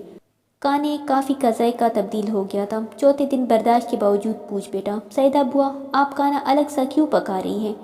بیٹا کانے کا ذائقہ تمہیں اس لیے الگ لگ رہا ہے کیونکہ کانا اتنے دنوں سے بیوی پکاتی تھی۔ شانزل چوک گیا، پھر سر جھکا کر کانا کھانے لگا۔ اسے لگا وہ کانے کی تبدیلی کی وجہ سے جنجلایا ہوا ہے۔ عجیب سوچ ہے نا، لیکن یہ شانزل ابراہیم کی سوچ ہے، غلط نہیں ہو سکتی، کم از کم شانزل تو یہ سوچتا تھا۔ اور کیا وجہ ہو سکتی ہے؟ وہ صرف نکاح والے دن، اس کے دوسرے دن اور درمیان میں ایک بار ہی سامنے آئی تھی۔ تینوں ملاقاتوں میں حورین نے شانزل سے 2 ہی لفظ کہے تھے، السلام علیکم اور جی ٹی روڈ۔ اس کے علاوہ ان کی کون سی بات چیت ہوئی تھی جو وہ اسے مس کرے گا؟ ہاں، وہ اسے مس نہیں کر رہا تھا۔ یہ سوچ کر شانزل نے خود کو دلیل پیش کی اور اسی رات میٹنگ کے لیے دبئی چلا گیا اور تیسرے دن واپس آیا۔ آج حورین کو گئے ہفتہ ہونے والا تھا۔ رات کے 11:30 بج رہے تھے۔ وہ ایئرپورٹ سے خود ہی ڈرائیو کر کے گھر آیا۔ گھر کے گیٹ کے باہر پھر وہی حیا نظر آئی۔ وہ گاڑی روک کر باہر آیا۔ کیا بات ہے مس حیا، آپ اس وقت یہاں؟ شانزل نے کہا تو وہ رو رہی تھی اور وہ بھی نہ جانے کب سے پورا چہرہ آنسوں سے بھیگا ہوا تھا۔ شانزل کو دیکھ کر اجمل پھپھا بھاگ کر آئے۔ بیٹا یہ بچی 8 بجے سے کھڑی ہے اور روئی جا رہی ہے، بس صرف تمہارے بارے میں پوچھ رہی ہے اور کچھ بول بھی نہیں رہی۔ ان کی بات سن کر پریشانی سے شانزل نے حیا کو دیکھا۔ چلے اندر چل کر بات کرتے ہیں، شانزل نے کہا تو حیا نے فوراً نفی میں سر ہلایا۔ حیا ہمت کر کے جلدی سے بولنے لگی، نہیں آپ بس چلے حورین کو لینے۔ اس کی بات سن کر شانزل کو جھٹکا لگا۔ کہاں سے لینے؟ وہ ہاسٹل میں نہیں ہے۔ شانزل کو لگا اس کے اندر کہیں بہت اندر کچھ ڈوبا۔ ہاسٹل میں میرے ساتھ ہی رہتی ہے وہ آفس سے 4:30 بجے تک واپس آ جاتی ہے، لیکن آج وہ نہیں آئی تو مجھے فکر ہونے لگی۔ میں فون کرنے لگی تو نہیں لگا۔ 6 بجے کے قریب اس کا فون آیا، وہ آفس میں ہے۔ وہ بہت پریشان لگ رہی تھی، بس یہی کہہ رہی تھی کہ میں اسے وہاں سے لے جاؤں۔ درمیان میں فون کٹ گیا۔ میں آفس گئی تو گارڈ نے مجھے اندر جانے نہیں دیا۔ میں پولیس اسٹیشن گئی تو انہوں نے مدد سے انکار کر دیا۔ آپ پلیز میری مدد کریں بائی، بس ایک بار مدد کر دیں، میں کسی اور سے مدد نہیں مانگ سکتی پلیز، وہ روتے ہوئے بتا رہی تھی اور شانزل بے تاثر سا اسے سنے جا رہا تھا۔ ٹھیک ہے آپ بیٹھے گاڑی میں، چلے جلدی کریں، اس کا کہنا تھا کہ حیا بھاگ کر گاڑی میں بیٹھ گئی۔ گاڑی ڈرائیو کرتے ہوئے شانزل نے نظر گھما کر حیا کو دیکھا، دونوں ہی چادر لیتی تھی۔ وہ پریشانی کے عالم میں فون لگا رہی تھی، پھر کچھ دیر ویٹ کرتی، پھر فون لگانے لگی، البتہ رونا جاری تھا۔ اور شانزل نے ترہم نظروں سے حیا کو دیکھا اور کہا، آپ پانی پی لیں، کہہ کر بوتل آگے بڑھائی۔ نہیں بھائی، ذرا سپیڈ بڑھائیں پلیز۔ شانزل نے اس سے آفس کا ایڈریس پوچھا۔ اس نے ایک سانس میں آفس کا ایڈریس بتا دیا۔ آفس پہنچتے حیا نے گاڑی روکنے سے پہلے ہی دروازہ کھول دیا۔ حیا کا بس چلتا تو اس کے پاس پہنچ جاتی۔ شانزل ابراہیم کا تو یہی خیال تھا اور صحیح بھی تھا۔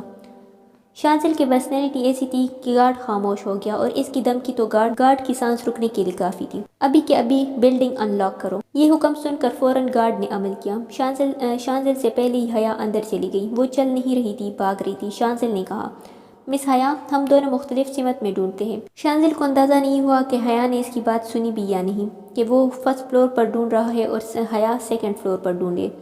ساری لائٹس بند تھی، وہ فون کی ٹارچ آن کیے ڈھونڈ رہا تھا۔ کچھ منٹ بعد سیڑھیوں کے پاس سے آواز آئی تو وہ سیڑھیوں کی طرف بڑھ گیا۔ اسے 2 حیولے نظر آئے۔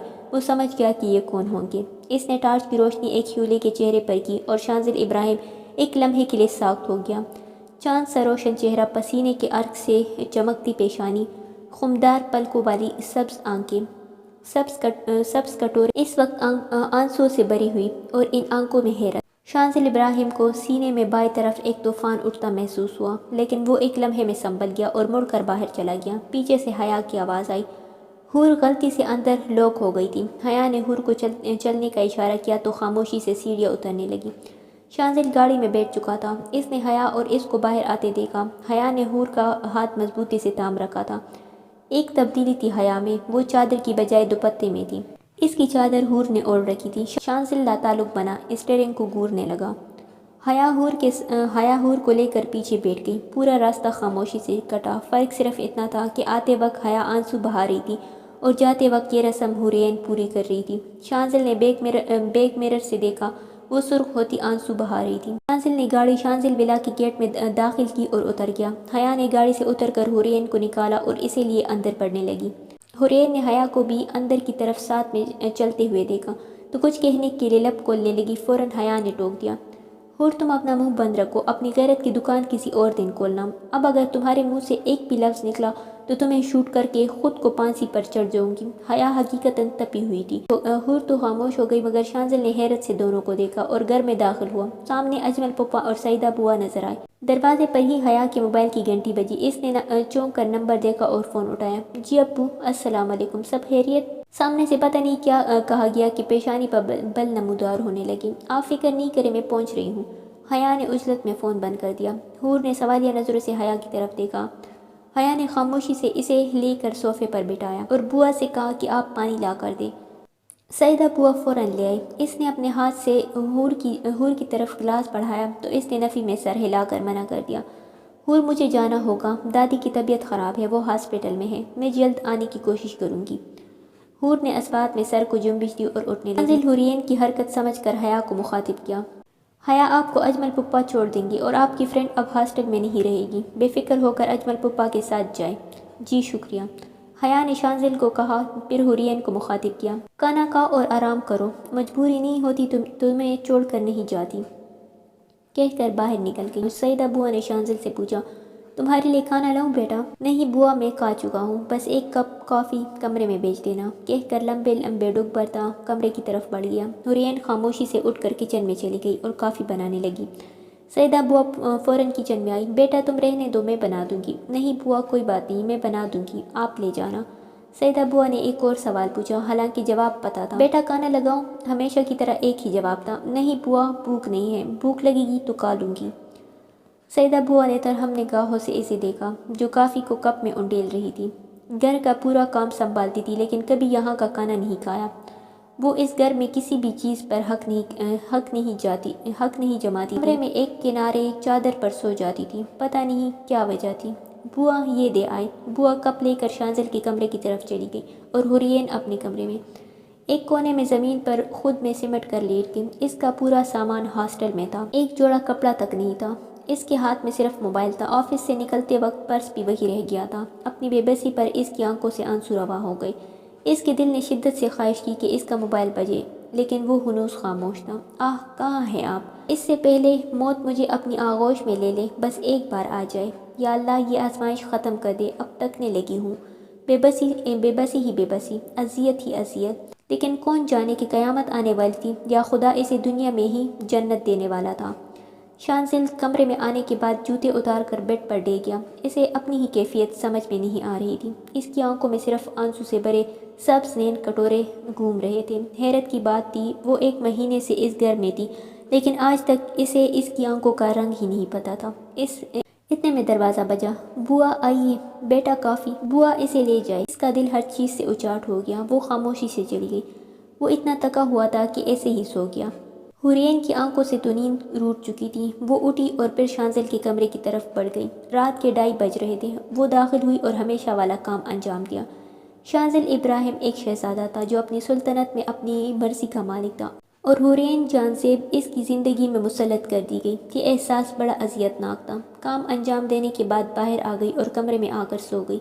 دوسرا دن بھی اسی طرح خاموشی کے ساتھ گزر گیا۔ حورین آج شانزل کے سامنے نہیں آئی۔ اگلے دن بھی صبح ناشتے کے لیے شانزل نیچے آیا تو حورین سامنے نہیں آئی۔ وہ ناشتہ کرنے ہی لگا تھا کہ اجمل پھپھا اندر آئے۔ وہ حورین کے کمرے کی طرف پڑھنے لگا تو شانزل نے اس سے پوچھا، کیا ہوا پھپھا؟ بیٹا وہ بی بی کی دوست آئی ہے باہر، تو انہیں اندر بلائیے۔ بیٹا وہ کہہ رہی ہے کہ میں بی بی کو بلا دوں، ویسے بھی وہ اندر نہیں آتی۔ شانزل کو اچھا نہیں لگا تو وہ اٹھ کر باہر حیا کو بلانے چلا گیا۔ نہ جانے وہ حورین کے معاملے میں اتنا بد اخلاق کیوں تھا۔ ہمیشہ کی طرح حیا گیٹ کے پاس کھڑی تھی۔ اسے دیکھ کر مسکرائی، السلام علیکم بھائی، مطلب سر۔ وعلیکم السلام حیا، آپ اندر آئیے، باہر کیوں کھڑی ہے؟ نہیں میں ٹھیک ہوں سر۔ اس کا جملہ سن کر شانزل کے چہرے پر مسکراہٹ نمودار ہوئی۔ آپ مجھے بھائی بلا سکتی ہے، میں بھی تو آپ کے نام سے پہلے مس کا تکلف نہیں کرتا، یعنی میں بھی آپ کو بہن مانتا ہوں۔ ٹھیک ہے بھائی، آپ نے تو میری مشکل آسان کر دی، حیا نے مسکرا کر کہا۔ اب بھائی کہاں ہے تو چلے اندر، میرا گھر کاٹتا نہیں ہے۔ اتنے میں اجمل پپا آ گئے اور کہا، بیٹا وہ بی بی کہہ رہی ہے کہ آپ سامان دے کر چلی جائے، وہ آپ سے بعد میں مل لے گی۔ شانزل کے ماتھے پر بل پڑ گئے۔ آپ چلے حیا۔ اب وہ اسے لیے اندر آ گیا۔ وہ اسے لیے ڈائننگ روم آیا اور بیٹھ گیا۔ حیا نے اجمل پپا کو کہا، حور کو یہاں بلا دے کیونکہ میں ایسے نہیں جانے والی۔ حیا نے درخواست کی تو سیدہ بوا حور کو بلانے چلی گئی۔ لے شروع کریں۔ شانزل نے اسے ناشتے کی دعوت دی تو حیا اوپر لٹکے فانوس کو دیکھنے لگی۔ شانزل کو حیرت ہوئی تو اس نے حیا سے پوچھا، کیا ہوا حیا؟ بھائی یہ فانوس کتنا اچھا لگ رہا ہے نا؟ حیا کے جواب پر شانزل کو اس کی دماغی حالت پر شبہ ہوا۔ کیا مطلب؟ بلا ناشتے اور فانوس میں کیا تعلق؟ مطلب یہ کہ میں اس پر لٹکتی ہوئی اچھی نہیں لگوں گی ہیں؟ شانزل صرف اتنا ہی کہہ پایا۔ ابھی آپ مجھے اندر لے آئے ہیں، یہی چیز حور کو اچھی نہیں لگے گی، اوپر سے ناشتہ، اف وہ تو مجھے فانوس سے الٹا لٹکا دیں گی۔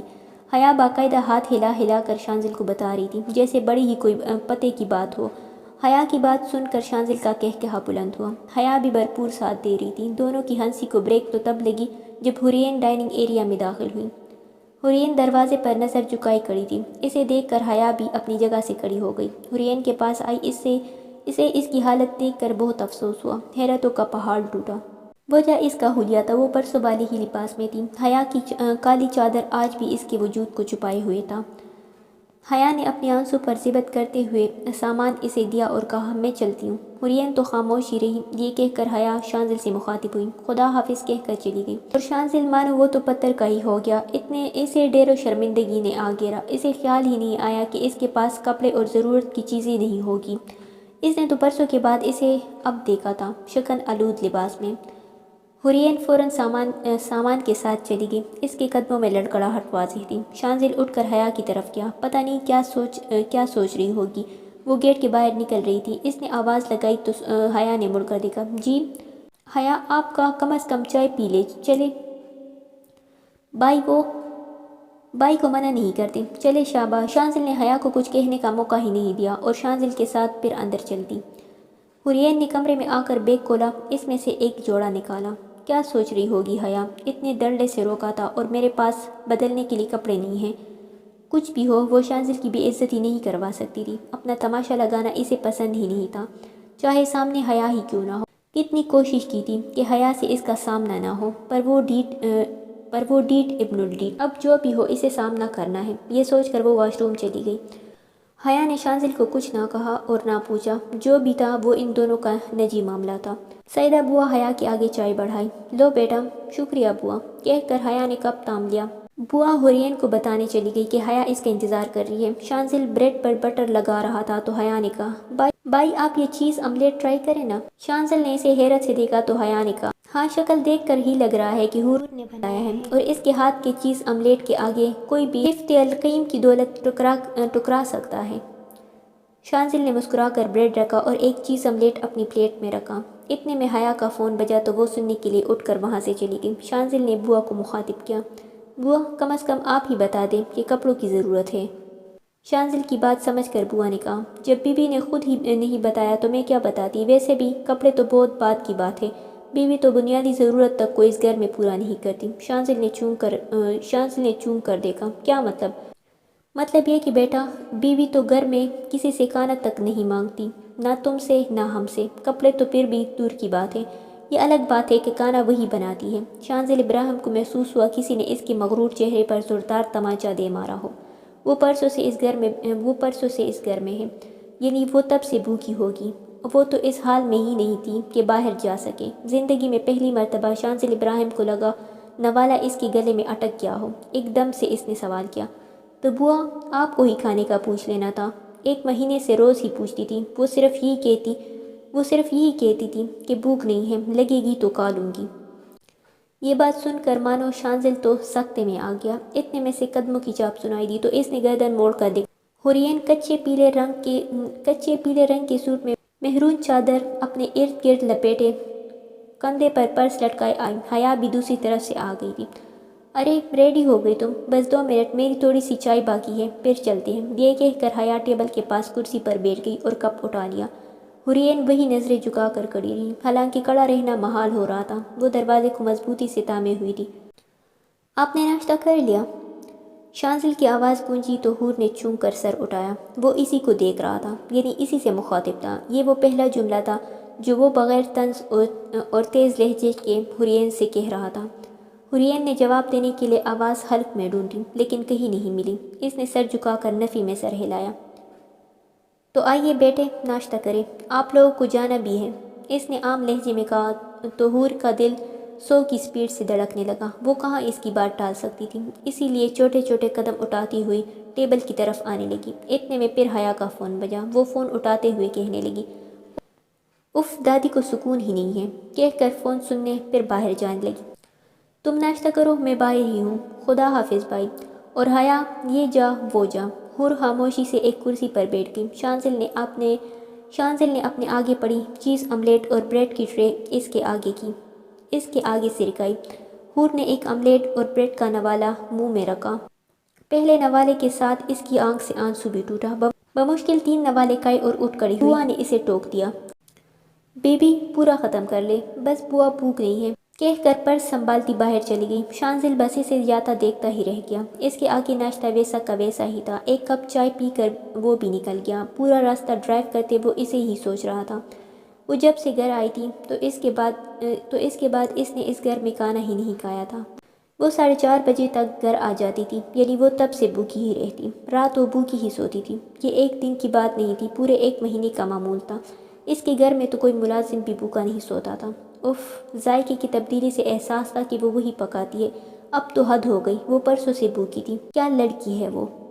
حیا نے حورین سے کوئی سوال نہیں کیا، وہ معمول کی طرح ہی اس کا سر کھا رہی تھی۔ اب حورین کے پاس جاب نہیں تھی، اس نے ریزائن کر دیا تھا، تو وہ پورا دن جاب ڈھونڈنے کی تگ و دو میں تھی۔ وہ معمول کے مطابق گھر پہنچی، کھانا پکایا اور کمرے میں چلی گئی۔ 8 بجے دروازے پر دستک ہوئی، سامنے سعیدہ بوا تھی۔ وہ بیٹا آپ کو کھانے کے لیے بلا رہے ہیں۔ مرتے کیا نہ کرتے کہ مزداق، وہ ڈرتے ڈرتے کھانے کے لیے چلی گئی۔ شانزل شاید اسی کے لیے رکا تھا۔ وہ ٹراؤزر ٹی شرٹ میں ملبوس، ایک ہاتھ میں گھڑی پہنے موبائل میں مصروف تھا۔ یہ وہی گھڑی تھی جسے آج تک ہر رات اس کے ہاتھوں سے نکالتی آئی تھی۔ وہ خاموشی سے بیٹھ گئی۔ شانزل نے کھانا شروع کیا تو بوا نے اس کے آگے بھی ڈش بڑھائی۔ وہ تھوڑی سی چاول نکال کر کھانے لگی۔ اب دونوں کے معمول میں صرف یہ تبدیلی آئی تھی کہ ناشتے اور رات کے کھانے کے وقت دونوں کا سامنا ہوتا۔ حیا اور شانزل کی ملاقات ہوئی تو ہلکی پھلکی بات چیت ہو جاتی۔ حورین اب یونی نہیں جا رہی تھی، وہ جاب ڈھونڈنے پر فوکس کر رہی تھی۔ تیسرے دن رات کے کھانے پر حورین نے شانزل کو پہلی مرتبہ مخاطب کیا، حیا کی منگنی ہے تو مجھے اس میں شرکت کے لیے اجازت چاہیے۔ وہ تقریباً منمنائی تھی، نظر اٹھانے کی جرت نہیں تھی۔ شانزل بمشکل سن پایا، کہاں پر ہے؟ دوسرے شہر، دن کا فنکشن ہے۔ نظریں اٹھا کر بات کرنا تو جیسے گناہ تھا۔ فوراً وقت بتا دیا، مبادا کہیں انکار ہی نہ کر دے۔ ٹھیک ہے۔ وہ برتن اٹھا کر کچن میں اس طرح گئی جیسے قید سے رہائی ملی ہو۔ حورین نے کمرے میں آ کر فوراً حیا کو فون لگایا۔ پہلے ہی بیل پر فون اٹھا لیا گیا۔ السلام علیکم، ہمیشہ کی طرح حیا کی چہکتی ہوئی آواز آئی۔ وعلیکم السلام، فون پر بیٹھی تھی کیا؟ اف، حور کی بچی، اس کال کے انتظار میں میرا بس چلتا تو موبائل ٹاور پر بیٹھ جاتی۔ اب تانے مارنا بند کرو اور مجھے بتاؤ تم آؤ گی نا، ورنہ میں منگنی کینسل کر دوں گی۔ اس کی بات پر حور نے مسکرا کر کہا، تم بھی کیا یاد رکھو گی، آ جاؤں گی۔ ہلکی پھلکی گفتگو کے بعد حور نے فون بند کر دیا۔ حیا اپنے گھر چلی گئی تھی منگنی کی تیاریوں کے لیے۔ حیا زمان دوسرے شہر میں رہتی تھی، لیکن اپنی ستیلی ماں کی چپقلش کی وجہ سے بہت کم گھر جاتی تھی۔ اس کے ابا اور ستیلا بائی بھی تھا، لیکن مجال ہے جو حیا زمان کی کسی سے بنتی ہو سوائے اپنی دادی کے۔ اس کا رشتہ طے ہو چکا تھا اور منگنی کی تیاری عروج پر تھی۔ مہینے بھر بعد شادی کی تاریخ تھی۔ چونکہ منگنی گھر پر تھی اسی لیے شانزل سے اجازت لینا ضروری تھا۔ صرف حور کی وجہ سے حیا نے اعلان کر دیا تھا کہ فنکشن دن میں ہوگا، کیونکہ اندھیرا ہونے سے پہلے اسے گھر پہنچنا تھا۔ دوسرے دن وہ صبح سویرے ہی حیا کے گھر کے لیے نکل گئی۔ حیا کا چہکنا عروج پر تھا۔ اسے دیکھ کر حور نے اس کی دائمی خوشیوں کی دعا مانگی۔ حیا گلابی رنگ کے فراک میں ہلکے سے میک اپ کے ساتھ خوبصورت لگ رہی تھی۔ سبھی تیار ہو کر ہال کے لیے روانہ ہو گئے۔ شانزل بھی ہال میں پہنچا تو اس کا استقبال گرم جوشی سے ہوا۔ خالو دوست کے بیٹے کی منگنی تھی۔ شک تو اسے اس کے پوچھنے کے وقت ہی ہوا تھا، لیکن یہ سوچا کہ ہو سکتا ہے اندازہ غلط ہو۔ لیکن اس کا شک یقین میں تب بدلا جب اس نے حیا کو اندر آتے دیکھا۔ لاشعوری طور پر اس نے حیا کی ارد گرد نظر دوڑائی، لیکن صرف کچھ لڑکیاں تھیں شاید اس کی کزنس تھی۔ حیا سج دج کر قدم اٹھاتی اسٹیج تک گئی۔ شور بلند ہوا کہ منگنی کی رسم شروع کی جائے، لیکن حیا نے منع کر دیا کہ کوئی آنے والا ہے، اس کے بعد رسم شروع ہوگی۔ شانزل کو پتہ تھا کہ وہ کوئی کون ہے۔ تقریباً 20 منٹ بعد حیا بنا وقت کا خیال کیے اسٹیج سے اتر کر گیٹ کی طرف بڑھی۔ حور اندر داخل ہو رہی تھی۔ حیا کو ایسے آتے دیکھ کر سٹ آ گئی۔ اس لڑکی کو کب عقل آئے گی؟ سبھی آنکھیں پاڑے حیا کو دیکھ رہے تھے، لیکن وہ حیا تھی، اسے کہاں فرق پڑتا تھا۔ شانزل نے بھی دیکھا مگر حورین کی طرف دیکھنے پر کٹک گیا۔ حورین نفیس سی سادہ کالی ساڑی میں ملبوس، کانوں میں کالے چھوٹے جھمکے، دودھیا رنگت پر رخساروں کو چوتی شرارتی لٹ اور اس پر تضاد سبز آنکھوں میں گہرا کاجل۔ وہ اسے آج الگ ہی لگ رہی تھی۔ حیا اس کے پاس پہنچنے کے بعد شروع ہو چکی تھی۔ اتنی جلدی کیوں آ گئی؟ میری چہلم پر آنا تھا نا، نیاز کانے۔ حیا نے اس کے لیٹ آنے پر طنز کیا۔ حورین نے اسے گھوری سے نوازا اور اسی لیے اسٹیج پر جانے لگی۔ ہونٹوں پر مسکراہٹ تھی، لیکن دل کر رہا تھا کہ ابھی 2 تپڑ لگا دے۔ تمہاری وجہ سے لیٹ ہوئی ہوں۔ کس نے کہا تھا کہ یہ تان گفٹ کرو؟ اس کا اشارہ ساڑی کی طرف تھا۔ اور قسم دو کہ یہی پہننا ہے۔ اف حور، تم اس وقت کتنی پیاری لگ رہی ہو۔ غصہ بھی نہیں آ رہا، دل کر رہا ہے کہ 2-4 کس کر ڈالوں۔ حیا کی بات سن کر حورین نے اسے کرسی پر بٹھانے کے بعد 2 قدم دور ہوئی۔ حیا سے کچھ بعید نہیں تھا کہ وہ ایسا ہی کر ڈالے۔ حورین کی حرکت دیکھ کر حیا کو ہنسی آئی۔ حورین نے اسے کھا جانے والی نظروں سے گھورا۔ آج تو اپنا ریڈیو بند کر لو، منگنی ہے تمہاری۔ سب سسرال والے یہی موجود ہیں۔ کچھ ہی منٹوں میں منگنی کی رسم ادا کی گئی اور حیا طلال مرزا سے منسوب ہو گئی۔ حورین انہیں دیکھ کر بہت خوش تھی۔ اسے مسکراتے ہوئے تو شانزل پہلی بار دیکھ رہا تھا۔ کچھ دیر بعد حورین وقت دیکھتے ہوئے گھر کے لیے روانہ ہو گئی۔ حورین کے جانے کے بعد شانزل اسٹیج پر مبارکباد دینے آیا تو حیا چونک گئی۔ بائی آپ؟ جی بائی کی بہن میں، شانزل نے جواب دیا۔ منگنی مبارک ہو۔ خیر مبارک بائی، تم نے تو بلایا نہیں، اس لیے میں لڑکے والوں کی طرف سے آ گیا، شانزل نے مسکراتے ہوئے کہا۔ بائی سب کچھ اتنا اچانک ہوا اس لیے، لیکن میں شادی میں آپ کو بھی انوائٹ کر دیتی ہوں، حیا کی بات پر شانزل نے کہا لگایا۔ اس طرح یہ تقریب خوشی خوشی اختتام پر پہنچی۔ حورین کو 1 ہفتہ ہو گیا تھا جاب لیس ہوئے۔ وہ پوری کوشش کر رہی تھی کہ جاب مل جائے، لیکن کوئی نتیجہ نہیں۔ وہ پورا دن خوار ہوتی رہتی۔ کچھ ہی دنوں میں فیس بھی بھرنی تھی، لیکن وہ کچھ بھی نہیں کر پا رہی تھی۔ کئی مرتبہ حیا نے کہا کہ وہ اسے قرض دے گی، لیکن ہائے رے، حورین کی غیرت مندی، اس نے منع کر دیا۔ حیا سے جب یہ برداشت نہ ہوا تو وہ حورین کے سر ہو گئی۔ حد ہے حور، تم نے قسم لے رکھی ہے نہ سمجھنے کی۔ دیکھو حیا، میں تمہیں کئی مرتبہ منع کر چکی ہوں۔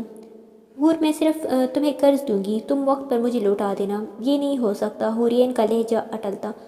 کیوں نہیں ہو سکتا؟ تم اپنا سال خراب کرو گی، حد ہے۔ حیا ایک دم تپ گئی۔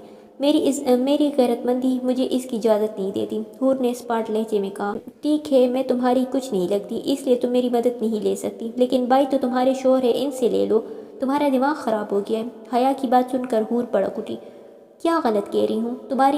تمہارے نان نفقے سے لے کر ہر چیز کی ذمہ داری ان کی ہے۔ حیا بھی دو بدو بولی۔ بالکل بھی نہیں، میں ایسا کچھ نہیں کرنے والی، آئی سمجھ؟ لہجہ اٹل تھا۔ اس کی بات سن کر حیا کا دل کیا کہ ابھی کے ابھی اس کے دماغ سے خناس نکال دے۔ تمہیں پتہ ہے تمہارے اس غیرت مندی سے مجھے بہت چڑھ ہے۔ تم اس غیرت مندی کے آگے سامنے والی کی محبت نہیں دیکھتی، تمہارے لیے تو سب کچھ ٹٹ فار ٹیٹ ہے۔ کیا مجھے سمجھ نہیں آتا؟ تم ہر چیز کا بدلہ اتارتی ہو، حد ہوتی ہے کسی چیز کی۔ میں سب سمجھتی ہوں، بائی تمہیں اس گھر میں رہنے دے رہے ہیں، اس کے بدلے تم گھر کے کام کرتی ہو تاکہ تمہارے سو کالڈ غیرت قائم رہے۔ تمہیں میرا دیا ہوا قرض نظر آ رہا ہے، لیکن اس کے پیچھے میری محبت، تمہارے لیے فکر نظر نہیں آ رہا، تو میں تمہارا شکریہ ادا کرتی ہوں کہ تم نے مجھے اتنا سال جیلا۔ حیا بول نہیں رہی تھی، چیخ رہی تھی۔ حورین سانس روکے اسے سن رہی تھی، یہ کیا کہہ رہی تھی۔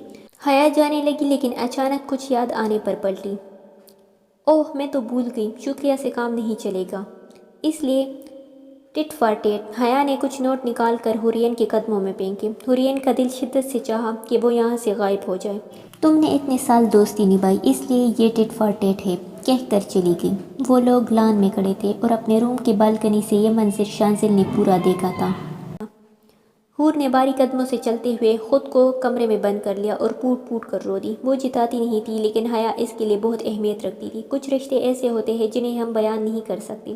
کاش آپ ہوتے تو آج یہ نہ ہوتا، لیکن آپ ہوتے تب نہ۔ اب اور انتظار نہیں ہوتا، اور صبر نہیں ہوتا آپ کا انتظار کسی دن میری جان لے لے گا۔ حیا کو باہر نکلنے کے بعد شدت سے احساس ہوا کہ اسے ایسا نہیں کرنا چاہیے تھا۔ وہ تو حور کے بغیر رہ ہی نہیں سکتی تھی۔ وہ پھر سے حورین کی طرف لوٹ گئی۔ شانزل سوچ ہی رہا تھا کہ وہ اس کے پاس جائے یا نہ جائے۔ نیچے سے شور سنائی دیا، یقیناً حیا کی آواز تھی۔ حور، دروازہ کھولو، تمہیں پتہ ہے میں ایسے نہیں جانے والی۔ آخر حورین نے دروازہ کھولا اور باہر حال میں آئی۔ تم ابھی اور اسی وقت یہاں سے چلی جاؤ، حورین نے اسپاٹ لہجے میں کہا۔ حور، مجھے معاف کر دو، مجھ سے غلطی ہو گئی، میں نے غصے میں کہہ دیا۔ لیکن تم کہہ چکی ہو حیا۔ حیا بہتی ہوئی آنسو سمیت کہا۔ حور، میرے ساتھ ایسا مت کرو، تم واحد سچا رشتہ ہو میرا، تم سے تعلق توڑ کر میں کہاں جاؤں؟ پلیز حور۔ مر گئی حور، حورین دھاڑی تھی۔ ایسا مت کہو، میری غلطی ہے، مجھے سزا دے دو، میں تم سے معافی مانگتی ہوں۔ حیا روئی جا رہی تھی۔ حورین نے حیا کے آگے ہاتھ جوڑے۔ حیا، میرے پاس اب صرف عزت کا آسرا ہے، اگر انہوں نے مجھے یہاں سے نکال دیا تو میں دربدر ہو جاؤں گی۔ شکر ہے وہ گھر پر نہیں ہے، اگر وہ تمہاری بات سن لیتے تو مجھے گھر سے باہر نکال دیتے، اس لیے پلیز چلی جاؤ۔ آنسو ایک تواتر سے بہہ رہے تھے اور اوپر شانزل ابراہیم کو ان الفاظ نے برف کا مجسمہ بنا دیا تھا۔ وہ حیا ہی کیا جو بات مان جائے۔ دیکھو حور، میں ایسے نہیں جاؤں گی، بخدا حیا ایسے بات بڑھے گی، میری زندگی کو اور مشکل مت بناؤ، پلیز چلی جاؤ، پلیز۔ شانزل تو مانو پتھر کا ہو گیا تھا۔ وہ اسے کیا سمجھ رہی تھی؟ ویسے غلط بھی تو نہیں تھی، جس طریقے سے اسے ٹریٹ کرتا تھا تو کوئی بھی یہی سمجھتا۔ شانزل نے لاکھ کوشش کی اس سے فیس کے بارے میں بات کرنے کی، لیکن بات نہیں کر پایا تھا۔ حیا بھی پوری کوشش کر رہی تھی حورین کو منانے کی، مگر حورین کا غصہ اللہ معاف کرے کسی طور پر کم نہیں ہو رہا تھا۔ 3 دن مزید گزر گئے۔ شام 5 بجے شانزل گھر میں داخل ہوا اور بوا سے کہا، بیوی کو بلائیے۔ کچھ دیر میں حورین کچن میں داخل ہوئی۔ وہ، آج مجھے پارٹی میں جانا ہے تو آپ کھانا کھا لیجیے گا، میں ڈنر باہر ہی کروں گا، عام سے لہجے میں کہا۔ حورین نے نظر نیچے کیا، اس بات میں سر ہلایا۔ شانزل کے دل نے شدت سے خواہش کی کہ وہ نظریں اٹھائے تاکہ سبز آنکھیں نظر آئیں، لیکن خود کی سوچ پر سرزش کرتا کمرے میں چلا گیا۔ رات تقریباً 2 بجے شانزل کی آنکھ کھلی، سر بھاری ہو رہا تھا۔ اچانک بازو میں کسی کا احساس ہوا تو اس نے گردن موڑ کر دیکھا۔ بازو میں ایک دوشیزہ لیٹی ہوئی تھی کہ شانزل کرنٹ کھا کر کھڑا ہوا۔ اسے یاد آنے لگا وہ پارٹی میں گیا تھا، اس کے آگے پیچھے یہی لڑکی گھوم رہی تھی، پھر اس نے جوس پیا تھا، آگے اسے کچھ یاد نہیں آیا۔ اف، یہ یہاں کیا کر رہی ہے؟ وہ بھی میرے بیڈ روم میں۔ شانزل نے بازو سے پکڑ کر لڑکی کو جرحانہ انداز میں کھڑا کیا۔ وہ ہڑبڑا کر اٹھ گئی، پھر شانزل کو دیکھ کر خباثت سے مسکرائی۔ What the hell are you doing here؟ آگ چلکاتا لہجہ۔ اس لڑکی نے ایک ادا سے مسکرا کر جواب دیا، وہی جو کیا جاتا ہے۔ شانزل اسے بازو سے پکڑ کر کمرے سے گھسیٹتے ہوئے باہر نکال رہا تھا۔ جسٹ شٹ اپ، ایسا کچھ نہیں ہے، کوئی اور ہوتی تو سہم جاتی، لیکن اس پر کوئی اثر نہیں ہوا۔ اس نے کہہ لگایا اور کہا، یہ تو صرف تمہیں اور مجھے پتا ہے۔ شانزل کا ضبط جواب دے گیا تھا۔ اس نے اس لڑکی کو گھر سے باہر نکال دیا۔ Get the hell out of here otherwise I will kill you۔ وہ تن فن کرتی چلی گئی۔ شانزل غصہ ضبط کرتے ہوئے ہال کے صوفے پر بیٹھ گیا اور اپنا سر ہاتھوں میں گرا دیا۔ اس کا سر درد سے پٹ رہا تھا۔ قدموں کی آہٹ پر اس نے سر اٹھا کر دیکھا تو سامنے اجمل پپا کھڑے تھے۔ اس نے چونک کر انہیں پوچھا، پپا آپ سوئے نہیں؟ صاحب جی، اب ہم یہاں کام نہیں کر سکتے، اس لیے آپ حساب کر دیں، میں اور سعیدہ ابھی چلے جائیں گے۔ پپا آپ بیٹے پہلے، دیکھیں جو آپ نے دیکھا وہ سچ نہیں ہے۔ صاحب جی، ہم اس معاملے کی وجہ سے ایسا نہیں کر رہے۔ پھر شانزل نے پوچھا تو پپا اسے سب بتانے لگی۔ شانزل پارٹی کے بعد کسی لڑکی کے ساتھ نشے میں دھت کر آیا تھا، تب حورین، اجمل پپا، بوا حال میں موجود تھے۔ شانزل کو دیکھ کر سب چونک گئے اور اسے سنبھالنے کے لیے آگے بڑھے۔ بمشکل شانزل جیسے کت کاٹ والے آدمی کو صوفے پر بٹھایا۔ اس لڑکی نے پوچھا، شانزل کا روم کہاں ہے؟ تو بوا نے بتا دیا۔ وہ محترمہ لہراتی پلکاتی ہوئی شانزل کے کمرے میں چلی گئی۔ حورین نے دیکھا شانزل حواسوں میں نہیں ہے تو جلدی سے بوا سے کہا، بوا جلدی پانی لے کر آئے۔ بوا دوڑ کر پانی لینے گئی۔ حورین نے بوا سے پانی لے کر شانزل کو پلانا چاہا تو شانزل نے حورین کا ہاتھ جھٹک دیا، جس سے پانی کا گلاس چناکے کے ساتھ ٹوٹا اور فرش پر بکھر گیا۔ دور رہو مجھ سے بےہودہ عورت، دوبارہ ہاتھ لگانے کی کوشش کی تو حلق سے جان نکال لوں گا۔ پھر ایک زوردار دھکا حورین کو دیا۔ حورین جیسے نازک لڑکی لچکیلی ڈال کی طرح زمین پر گری۔ خود کو گرنے سے بچانے کے لیے ہاتھ کا سہارا لینا چاہا، مگر ہاتھ کانچ کے ٹکڑوں پر پڑا اور سر سینٹر ٹیبل سے جا ٹکرایا۔ شانزل حواسوں میں نہیں تھا، لیکن اس کے لہجے میں اتنی تپش تھی کہ حورین کانپ اٹھی۔ حقیقت شانزل کے ارد گرد وہ لڑکی گھوم رہی تھی اور چپکنے کی کوشش کر رہی تھی۔ شانزل کو لگا پھر سے وہ اس کے قریب آنے کی کوشش کر رہی ہے تو یہ اس کا رد عمل تھا، لیکن وہاں سب کو لگا شانزل نے یہ الفاظ حورین کو کہے ہیں۔ اس کے بعد شانزل پوری طریقے سے بے ہوش ہو گیا۔ حورین نیچے بیٹھے کراہ رہی تھی۔ بوا اسے اٹھانے کے لیے آگے بڑھی۔ اس سے پہلے ہی وہ لڑکی اوپر کھڑی حکم صادر کرنے لگی۔ ڈرامہ ختم ہو گیا ہو تو 2 منٹ میں شانزل کو کمرے میں پہنچاؤ۔ پپا آپ انہیں کمرے میں لے جائیں، مجھے یہ ٹھیک نہیں لگ رہے۔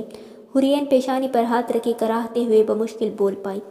پپا گارڈز کی مدد سے شانزل کو کمرے میں لے گئی۔ یا اللہ یہ مجھ سے کیا ہو گیا؟ شانزل کا شرم سے زمین میں گر جانے کا دل ہوا۔ کچھ خیال آنے پر اس نے پوچھا، ابھی آپ کی بیوی کہاں ہے؟ بلائے انہیں۔ بیوی گھر پر نہیں ہے۔ یہ نہیں ہو سکتا، وہ مجھ سے اجازت لیے بغیر کہیں نہیں جا سکتی۔ شانزل کے لہجے میں یقین بول رہا تھا، لیکن بیوی سچ میں گھر پر نہیں ہے۔ وہ آئی تھی آپ کے پاس اجازت لینے۔ دراصل 12 بجے کے قریب بیوی کو فون آیا تھا کہ حیا بیوی کا ایکسیڈنٹ ہو گیا ہے، تو ہسپتال جانے کے لیے اجازت چاہیے تھی۔ وہ آپ کے پاس آئی تو تھی۔ دروازہ اسی لڑکی نے کھولا۔ بیوی نے کہا آپ کو بلا دے تو اس لڑکی کو غصہ آ گیا۔ اس نے وہ الفاظ ڈھونڈنے لگی۔ اس نے کیا پپا؟ شانزل نے بے قراری سے پوچھا۔ اس نے بیوی کو تھپڑ مار دیا، جس سے بیوی سیڑھیوں سے گر گئی۔ پپا کی بات سن کر شانزل نے مٹھیاں بھیج لی۔ وہ بہت بے بس تھی تو میں ہی اس کے ساتھ حیا بیوی کے پاس چلا گیا، لیکن بیوی نے کبھی کسی کو تکلیف نہیں دی، اس لیے انہوں نے مجھے بھی گھر بھیج دیا۔ دیکھیں پپا میں آپ کو سب کچھ بتا دوں گا، لیکن فی الحال آپ مجھے اسپتال کا نام بتا دیں۔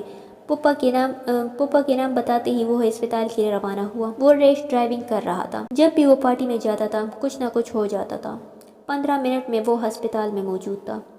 رات کے تقریباً 3 بج رہے تھے۔ ہسپتال تقریباً سنسان تھا۔ اسے کوریڈور میں ایک وجود نظر آیا جو ہچکیوں کے ساتھ رونے میں مصروف تھا۔ وہ فوراً حورین کے پاس گیا۔ حورین نے ڈر کر سر اٹھایا۔ سامنے شانزل ابراہیم کو دیکھ کر اس کا خون خشک ہو گیا۔ وہ ڈر کر کھڑی ہوئی اور قدم پیچھے کی طرف بڑھانے لگی۔ میں جان کر نہیں آئی۔ وہ حیا کا سوری وہ اندر میں ڈر گئی تھی۔ وہ خوف کے مارے بے رب جملے بول رہی تھی۔ شانزل کو حورین پر رحم اور خود پر بے انتہا غصہ آیا۔ اس نے آگے بڑھ کر حورین کو شانوں سے تھاما اور کرسی پر بٹھایا۔ Relax Hoor, keep calm, everything will be fine. وہ ہمیشہ خیالوں میں بھی اسے کہہ کر مخاطب کرتا تھا، لیکن بے اختیاری میں شانزل نے اسے حور کہہ کر پکارا۔ کوئی اور صورتحال ہوتی تو حورین صرف ضرور چونکتی، کیونکہ شانزل نے آج پہلی مرتبہ اس کا نام لیا تھا۔ شانزل کا لہجہ انتہائی نرم تھا، مگر اس کا حورین پر کوئی اثر نہیں ہوا۔ حورین ہنوز رونے میں مصروف تھی۔ حیا کہاں ہے؟ اس نے آرام سے پوچھا۔ حورین ابھی بھی آنکھیں پاڑے آنکھوں میں خوف سمائے اسے دیکھ رہی تھی۔ اندر حورین کے صرف ہونٹ ہلے، آواز نہیں آئی۔ حورین بے طرح کانپ رہی تھی۔ رونے کے بعد سبز آنکھیں سوج گئی تھی۔ پیشانی اور ہاتھ پر زخم لگے تھے، اس سے خون نکل کر وہی سوکھ چکا تھا۔ آج بھی وہ چادر میں اپنے وجود کو چھپائے ہوئی تھی۔ بسکٹ کلر کی چادر پر کہیں کہیں خون کے دھبے تھے جو اس کے ہاتھ اور پیشانی سے نکلا تھا۔ شانزل نے دیکھا وہ بنا چپل کے ہی آ گئی ہے۔ دونوں سہیلیاں ایک دوسرے کے پیچھے پاگل ہیں۔ اس کا یقین شانزل ابراہیم کو ہو گیا۔ حور سب ٹھیک ہو جائے گا، میں ڈاکٹر سے مل کر آتا ہوں، آپ رونا بند کرو۔ حور نے کوئی تاثر نہیں دیا۔ ڈاکٹر نے تسلی بخش جواب دیا تو شانزل نے ایک نرس سے کہا کہ آئنمنٹ لے کر آئے۔ وہ واپس آیا تو حورین نماز پڑھنے میں مشغول تھی۔ چہرہ وضو کے پانی اور آنسوں کے قطرے کی وجہ سے نرم تھا۔ سبز آنکھوں کی گرد خمدار پلکیں پانی کی وجہ سے بھیگی ہوئی تھیں۔ شانزل کے دل نے ایک بیٹ مس کی۔ وہ نماز ختم کر کے کرسی پر بیٹھ گئی۔ نرس نے آ کر اس کی پیشانی اور ہتھیلی پر مرہم لگایا۔ پھر حورین ورد کرنے میں مشغول ہو گئی اور شانزل اسے دیکھنے میں۔ بسکٹ کلر کی چادر کے حالے میں لپٹا ہوا چہرہ، سب سے اہم چہرے پر پاکیزگی۔ آج تک وہ اسے حیات سکندر کی بھتیجی کی طرح ٹریٹ کرتا آیا تھا، لیکن آج اس کے دل نے خاموش خواہش کی تھی کہ شانزل ابراہیم کو پتہ لگے کہ حورین جہان زیب کیسی ہے۔ وہ حیات سکندر اور حویلی والوں کی صفات سے بخوبی واقف تھا کہ وہ لوگ پیسے کے پیچھے کس حد تک پاگل ہیں، لیکن حورین کیا تھی؟ اس کی سوچوں کا ارتکاز فجر کے اذان نے توڑا۔ شرمندگی کے باعث وہ حورین کو مخاطب نہ کر سکا اور فجر پڑھنے چلا گیا۔ شانزل واپس آیا تو کوریڈور پورا خالی تھا۔ اس نے آس پاس نظر دوڑائی لیکن حورین کہیں نظر نہ آئی۔ پھر اس نے بے قراری سے نرس سے پوچھا۔ اس نے کہا مجھے نہیں پتا۔ شانزل کو خود پر بے ساختہ غصہ آیا۔ اسے حورین کو اس وقت یہاں اکیلے چھوڑ کر جانا ہی نہیں چاہیے تھا۔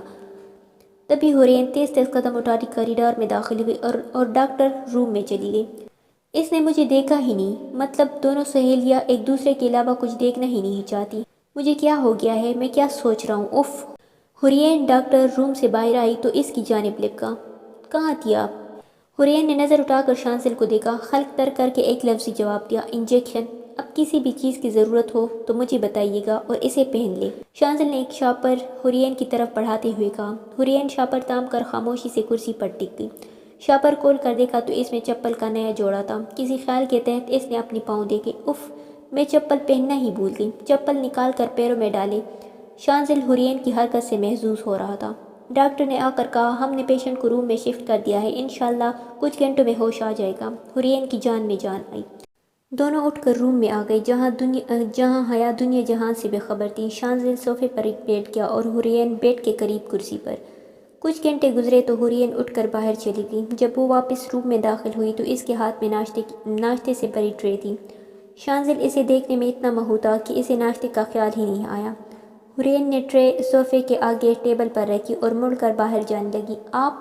شانزل کے کچھ کہنے سے پہلے ہی جواب دیا، ڈاکٹر نے بلایا ہے، اور تیز تیز قدم اٹھاتی چلی گئی۔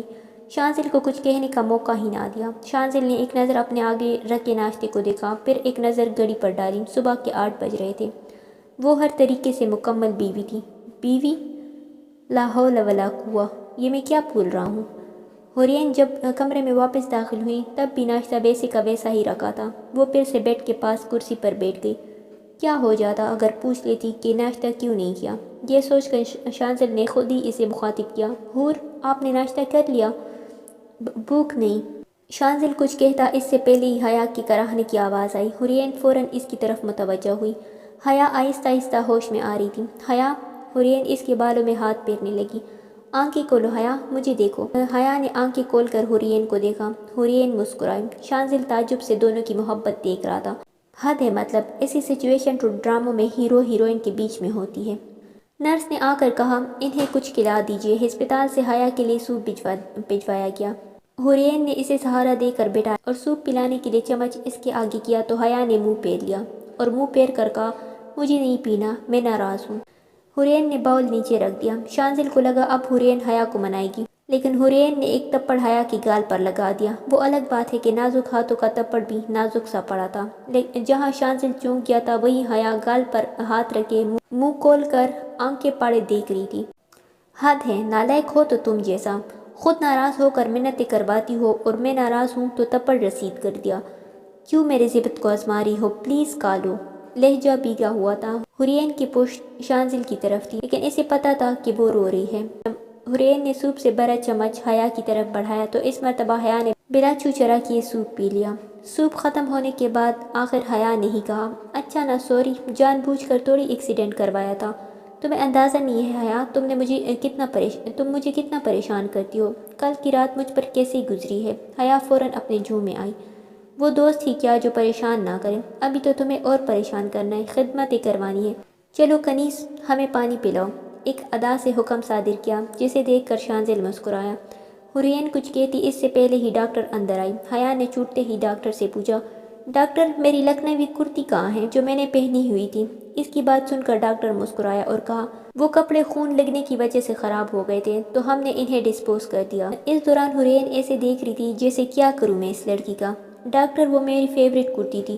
آپ بتائیں مجھے کس کمبخت نے ٹکر ماری تھی؟ میں نے اس کا سر پاڑ دینا ہے۔ حیا تو اپنی کرتی کا صدمہ ہی لگ گیا تھا اور ڈاکٹر بیچاری حیران، آج تک اس نے ایسا نمونہ نہیں دیکھا تھا۔ تم جو لڑکی۔ Sorry doctor. حورین نے پہلے ڈاکٹر کو پھر حیا کو مخاطب کیا، آپ بتائیں مس حیا، آپ کو کہیں درد تو نہیں ہو رہا؟ ڈاکٹر نے پیشہ ورانہ سوال کیا۔ میں نہیں بتاؤں گی، پہلے حور سے کہے کہ وہ مجھے معاف کر دے۔ ڈاکٹر بیچاری پریشان اس نے حور کی طرف دیکھا۔ حیا، چیک اپ کرواؤ یار، حورین نے عاجزی سے کہا۔ ٹھیک ہے، ہم نے یہ التجا قبول کی کنیز۔ شانزل پورا ڈرامہ دیکھ رہا تھا۔ حیا کی نظر اب تک ان پر نہیں پڑی تھی۔ ڈاکٹر رپورٹ دیکھ رہی تھی تو اچانک حیا کو یاد آیا، ہائے اللہ، ڈاکٹر کے یہ زخم نشان تو نہیں چھوڑیں گے نا؟ اسی مہینے میری شادی ہے۔ ڈاکٹر نے کوئی جواب نہیں دیا، وہ صرف حیا کو دیکھ کر رہ گئی تھی، لیکن حیا کو مجال ہے کہ کوئی فرق پڑا ہو۔ میں بتا رہی ہوں حور، اگر ان زخموں کی وجہ سے میری شادی کی تصویریں خراب آئی نا، میں پتہ نہیں کیا کر ڈالوں گی۔ اور شانزل کا ضبط یہی تک تھا۔ شانزل کہکہا لگا کر ہنس پڑا۔ کہکہے کی آواز پر تینوں نے مڑ کر دیکھا۔ حیا تو شانزل کو دیکھ کر خوش ہو گئی تھی، لیکن ڈاکٹر تو جیسے شانزل کے کہکہے میں کھو گئی۔ ڈاکٹر کو ایسے ٹکٹکی باندھ کر شانزل کو دیکھنا حورین کو عجیب لگا۔ اب بھائی شانزل اگر اچھے کی جگہ الگ لفظ استعمال کر سکتا ہے تو اتنا حق تو حورین کا بھی ہے کہ وہ برے کی جگہ عجیب لفظ استعمال کرے۔ خیر شانزل کے لیے یہ عام بات تھی کہ لڑکیاں اس کی دیوانی تھی، اس لیے اس نے نظر انداز کیا۔ حیا کو تو بڑا مزہ آیا۔ ارے بھائی آپ بھی آئے ہیں؟ کیوں میں نہیں آ سکتا؟ ارے واہ بھائی اب تو بہت مزہ آئے گا۔ ڈاکٹر تو حیا کو ایسے دیکھنے لگی جیسے کہنا چاہ رہی ہو کیا آپ پکنک منانے آئی ہو؟ دیکھیں آپ لوگ پلیز باہر جائیں، میں پیشنٹ کو چیک کر لوں، ڈاکٹر نے تک ہار کر کہا۔ تم اپنے گھر پر فون کرو اور ایکسیڈنٹ کے بارے میں بتاؤ، حورین نے حیا کی طرف فون بڑھاتے ہوئے کہا۔ کسی کو کوئی فرق نہیں پڑنے والا، الٹا دادی مجھے وہی روک لے گی، پھر یونی کا حرج ہوگا۔ ویسے بھی تم اس حالت میں یونی جانے سے تو رہی، بہتر ہے گھر پر آرام کرو، حور نے سمجھانا چاہا۔ باتوں کے درمیان حور کا فون بجا۔ حورین نے سیکنڈ کی بھی دیر کیے بغیر حیا کے ہاتھ سے فون لیا، نمبر دیکھ کر فوراً ریسیو کیا۔ جی السلام علیکم۔ جی ٹھیک ہوں، شہر میں ہی ہوں۔ جی نہیں صرف امتحان دینے جاؤں گی، مجھے فرق نہیں پڑتا۔ نہیں کس چیز کی ضرورت نہیں ہے، نہیں کوئی رابطہ نہیں کیا، آپ سے بات ہوئی ہے کیا؟ آخری جملہ بولتے ہوئے حور کے چہرے پر اشتیاق تھا جو کہ جواب سننے کے بعد ماند پڑ گیا۔ جی اچھا خدا حافظ۔ فون رکھتے ہی حیا سے مخاطب ہوئی۔ میں نمبر ڈائل کر رہی ہوں، لو بات کر لو۔ یہ کہہ کر حورین نے فون حیا کی طرف بڑھایا لیکن اس نے فون نہیں لیا۔ بات کر لو حیا۔ آخر کار شانزل نے مداخلت کی۔ اس کی بات سن کر حیا نے موبائل کان سے لگایا۔ جی ابو السلام علیکم، یہ بتانے کے لیے فون کیا ہے کہ ایکسیڈنٹ ہو گیا تھا، خدا حافظ۔ پھر گہرا سانس بھر کر کہا، آ رہے ہیں ابو۔ ایکسیڈنٹ کیسے ہوا؟ مطلب تم نے کسی کو ٹکر ماری ہے یا کسی نے تمہیں ٹکر ماری ہے؟ کسی نے مجھے ٹکر ماری ہے۔ شکر ہے پولیس وغیرہ کا چکر نہیں ہے، میں نے ڈاکٹر سے بات کر لی ہے، تم گھر چلو میں انتظامات دیکھتا ہوں، کہہ کر وہ باہر چلے گئے۔ اسی لیے کہہ رہی تھی مت بتاؤ کون سا فرق پڑنا ہے۔ تمہارے ابو ہے وہ حیا، حورین نے سمجھانا چاہا۔ کچھ دیر بعد حیا کو خیال آیا کہ میری میڈیکل رپورٹ یونی میں سبمٹ کرنی ہوگی۔ میں کر دوں گی، تم یونی جاؤ گی؟ حیا نے تعجب سے پوچھا۔ کیوں میں نہیں جا سکتی کیا؟ حورین نے الٹا سوال کیا۔ نہیں حور تم نہیں جاؤ گی، حیا کا لہجہ اٹل تھا۔ ہم اس بارے میں بعد میں بات کریں گے، ابھی رہنے دو، مجھ میں جھگڑے کی ہمت نہیں ہے۔ شانزل کو محسوس ہوا حور اس کے سامنے بات نہیں کرنا چاہتی۔ کچھ دیر بعد حیا اپنے بابا کے ساتھ روانہ ہو گئی۔ میں گاڑی لاتا ہوں، آپ باہر آئیں۔ پورے راستے حورین دروازے سے لگ کر بیٹھی رہی۔ ویلا آنے کے بعد دونوں کو ہی رات کا منظر یاد آ گیا۔ شانزل نظریں جھکا گیا، سامنے بوا کھڑی تھی۔ بوا اور پپا آپ میرے کمرے میں آ جائے کہہ کر سیڑھیاں عبور کر گیا۔ حورین نے کچن کا رخ کیا۔ رہنے دو بچے، تم تک گئی ہوگی، میں دوپہر کا کھانا بنا لوں گی۔ میں ٹھیک ہوں بوا، حورین نے سادگی سے جواب دیا۔ جب تم کہتی ہو کہ میں ٹھیک ہوں مجھے بہت تکلیف ہوتی ہے، تمہارے اس جملے کے پیچھے بہت درد چھپا ہوتا ہے۔ حورین کے کام کرتے ہوئے ہاتھ رکے۔ آپ کو پتہ ہے بوا، آپ ایک دم بی اماں کی طرح باتیں کرتی ہیں۔ وہ کون ہے؟ بوا نے استفسار کیا۔ انہوں نے مجھے پالا ہے، بالکل آپ کی طرح لگتی ہے، بس آپ سے عمر تھوڑی زیادہ ہوگی۔ اچھا چلو میں ذرا اوپر ہو کر آتی ہوں، تم نے تو بات ماننی نہیں ہے، الٹا مجھے باتوں میں لگا کر کام ہی بلا دینا ہے۔ شانزل بوا اور پپا کو مطمئن کرنے کے بعد چادر تان کر سو گیا۔ اس کی آنکھ عصر کی اذان سے کھلی۔ جب شانزل عصر پڑھ کر آیا تو گھر میں ہمیشہ کی طرح حورین نظر نہ آئی۔ بوا کھانے میں کیا بنایا ہے؟ میں نے تو کچھ نہیں پکایا، البتہ بی بی نے قورمہ بنایا ہے، کہوں تو کھانا لگا لوں؟ بوا نے مسکرا کر بتایا۔ آپ کی بیوی کہاں ہے؟ شانزل نے سرسری سا پوچھا۔ وہ گھنٹہ پہلے ہی کمرے میں گئی تھی سونے، اٹھاؤں کیا؟ بوا نے بتاتے ہوئے آخر میں سوال کیا۔ نہیں رہنے دیں۔ وہ کہہ ہی رہا تھا کہ حورین کمرے سے باہر آئی۔ سوئی آنکھوں میں نیند کا خمار ابھی بھی تھا، آنکھوں کو اور دلکش بنا رہا تھا، لیکن جیسے ہی سبز آنکھیں اٹھی تو شانزل کو دیکھ کر خوف کے آثار نظر آئے۔ اس نے فوراً نظریں جھکا لی اور وہی جم گئی۔ قدم تو جیسے آگے بڑھنے سے انکاری ہو گئے تھے۔ کھانا لگا دے بوا، شانزل بوا سے مخاطب ہوا۔ حورین فوراً پلٹ کر کمرے میں چلی گئی۔ کل کے واقعے کے بعد خوف اس کے دل میں گر کر گیا تھا، لیکن شانزل کے الفاظ تو تیر کے مانند لگے تھے۔ شانزل کل سے لے کر آج تک کے وقفے کو ہی سوچ رہا تھا۔ اس کے حواسوں پر صرف حورین ہی چھائی ہوئی تھی۔ اس کی جگہ کوئی اور لڑکی ہوتی تو ہسپتال میں ہی اس کے رویے پر اچھی خاصی سنا دیتی، لیکن حورین ایک دم الگ تھی۔ یا اسے ہی الگ لگ رہی تھی؟ اس کی سوچوں کا ارتکاز فون کی بیل نے ٹوٹا۔ اس نے دیکھا خالو کی کال تھی۔ السلام علیکم خالو۔ وعلیکم السلام، کیسے ہو؟ خالو کے لہجے سے محبت صاف ظاہر تھی۔ ٹھیک ہوں، آپ کیسے ہیں؟ الحمدللہ۔ خالہ کیسی ہیں؟ پچھلے کچھ دنوں میں طبیعت خراب تھی مگر اب ایک دم ٹھیک ہے۔ میں نے تمہاری خالہ کی طبیعت دیکھتے ہوئے کچھ نہیں بتایا، انشاءاللہ وقت دیکھ کر خود ہی بتا دوں گا۔ خالو نے تفصیل بتائی۔ جیسا آپ کو ٹھیک لگے، شانزل نے اتنا ہی کہا۔ شانزل بچے، حرین کو بعد میں کوئی پریشانی تو نہیں آئی؟ خالو کا لہجہ تشویش آمیز تھا۔ کیا مطلب؟ شانزل نے ناسمجھی سے پوچھا۔ مطلب یہ کہ اس دن پارٹی میں کتنے ہی لوگ تھے، کسی نے اس واقعے کے بارے میں کچھ کہا تو نہیں؟ نہیں خالو، ایسا تو کچھ نہیں ہوا۔ اچھا ہی ہے، ورنہ لوگ ایسے واقعے کے بعد لڑکی کا جینا حرام کر دیتے ہیں۔ اچھا خالو، مجھے کال آ رہی ہے، میں آپ سے بعد میں بات کرتا ہوں۔ سر، ہم نے انٹرویو لے لیے ہیں، ہماری ٹیم نے انہیں سلیکٹ کیا ہے۔ شانزل آفس میں بیٹھا لیپ ٹاپ پر مصروف تھا جب رفیق نے ایک ریزیومے شانزل کی طرف بڑھاتے ہوئے کہا، ٹھیک ہے رفیق، تم ریزیومے اپنے پاس ہی رکھو، میں بعد میں دیکھ لوں گا۔ سر، ہم نے انہیں سول انجینئرنگ کے طور پر منتخب کیا ہے۔ یہ اپنی انسٹیٹیوٹ کی برائٹ اسٹوڈنٹ ہے مگر ان کی کچھ شرائط ہے۔ دیکھو رفیق، اگر یہ ہمارے لیے بہترین انجینئر ثابت ہوئی تو میں انہیں کسی بھی قیمت پر اپوائنٹ کروں گا۔ وہ ہنوز لیپ ٹاپ پر مصروف تھا۔ سر، میں ان سے کہتا ہوں کہ پریزنٹیشن ریڈی کریں۔ اوکے۔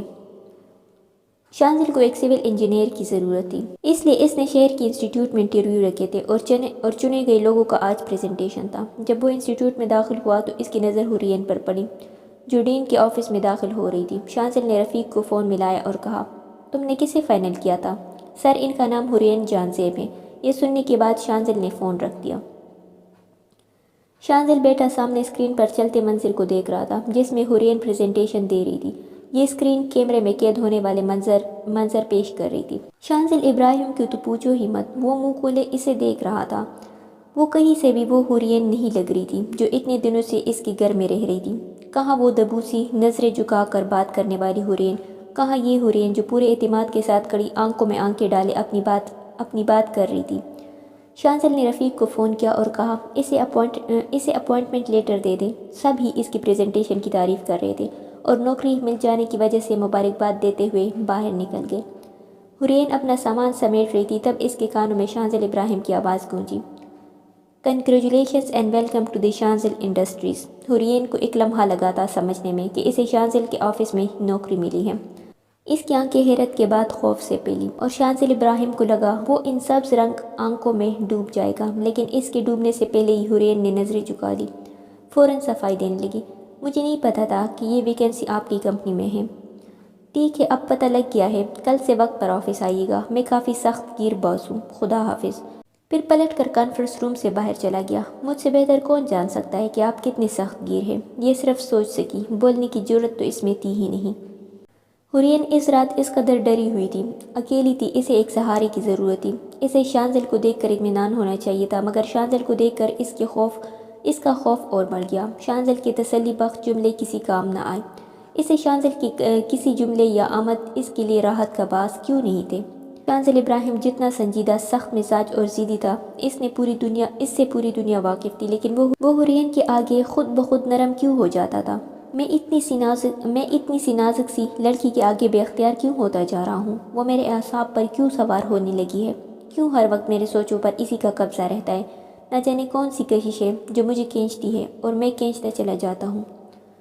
اف، بے اختیار، اعصاب پر سوار، قبضہ، کشش۔ شانزل ابراہیم، ہوش میں آؤ، کیا حرکت کر رہے ہو تم؟ یہ صرف شرمندگی ہے اور کچھ نہیں، انجانے میں ہی صحیح تم سے زیادتی ہوئی ہے، اسی کا گلٹ ہے۔ دراصل اسے خوشی ہوئی تھی حرین کے بارے میں جان کر کہ وہ سول انجینئرنگ کے لاسٹ ایئر میں ہے، حالانکہ وہ بہت کمزور اور نازک سے سراپے کی مالک تھی۔ اسے دیکھ کر کہیں سے بھی گمان نہیں ہوتا تھا کہ وہ سول انجینئرنگ کی اسٹوڈنٹ ہوگی۔ جب شانزل کو پتہ لگا کہ وہ پڑھتی ہے تو اس نے سوچا کہ فرسٹ یا سیکنڈ ایئر کی اسٹوڈنٹ ہوگی۔ شانزل نے اسے اس کی قابلیت کے بلبوتے پر ہی اپوائنٹ کیا تھا۔ رفیق سے حرین کی شرط سن کر اس کے چہرے پر جاندار مسکراہٹ نے احاطہ کیا۔ حرین کی شرط تھی کہ وہ کبھی بھی 4 بجے سے زیادہ کام نہیں کرے گی، یعنی وہ کبھی بھی اندھیرا ہونے تک آفس میں نہیں رہے گی۔ پتہ نہیں کیوں شانزل کو یہ سب الگ لگ رہا تھا۔ جی بالکل، شانزل کو یہ سب الگ لگ رہا تھا کیونکہ وہ اس الگ کی جگہ اچھا لفظ استعمال نہیں کرنا چاہ رہا تھا۔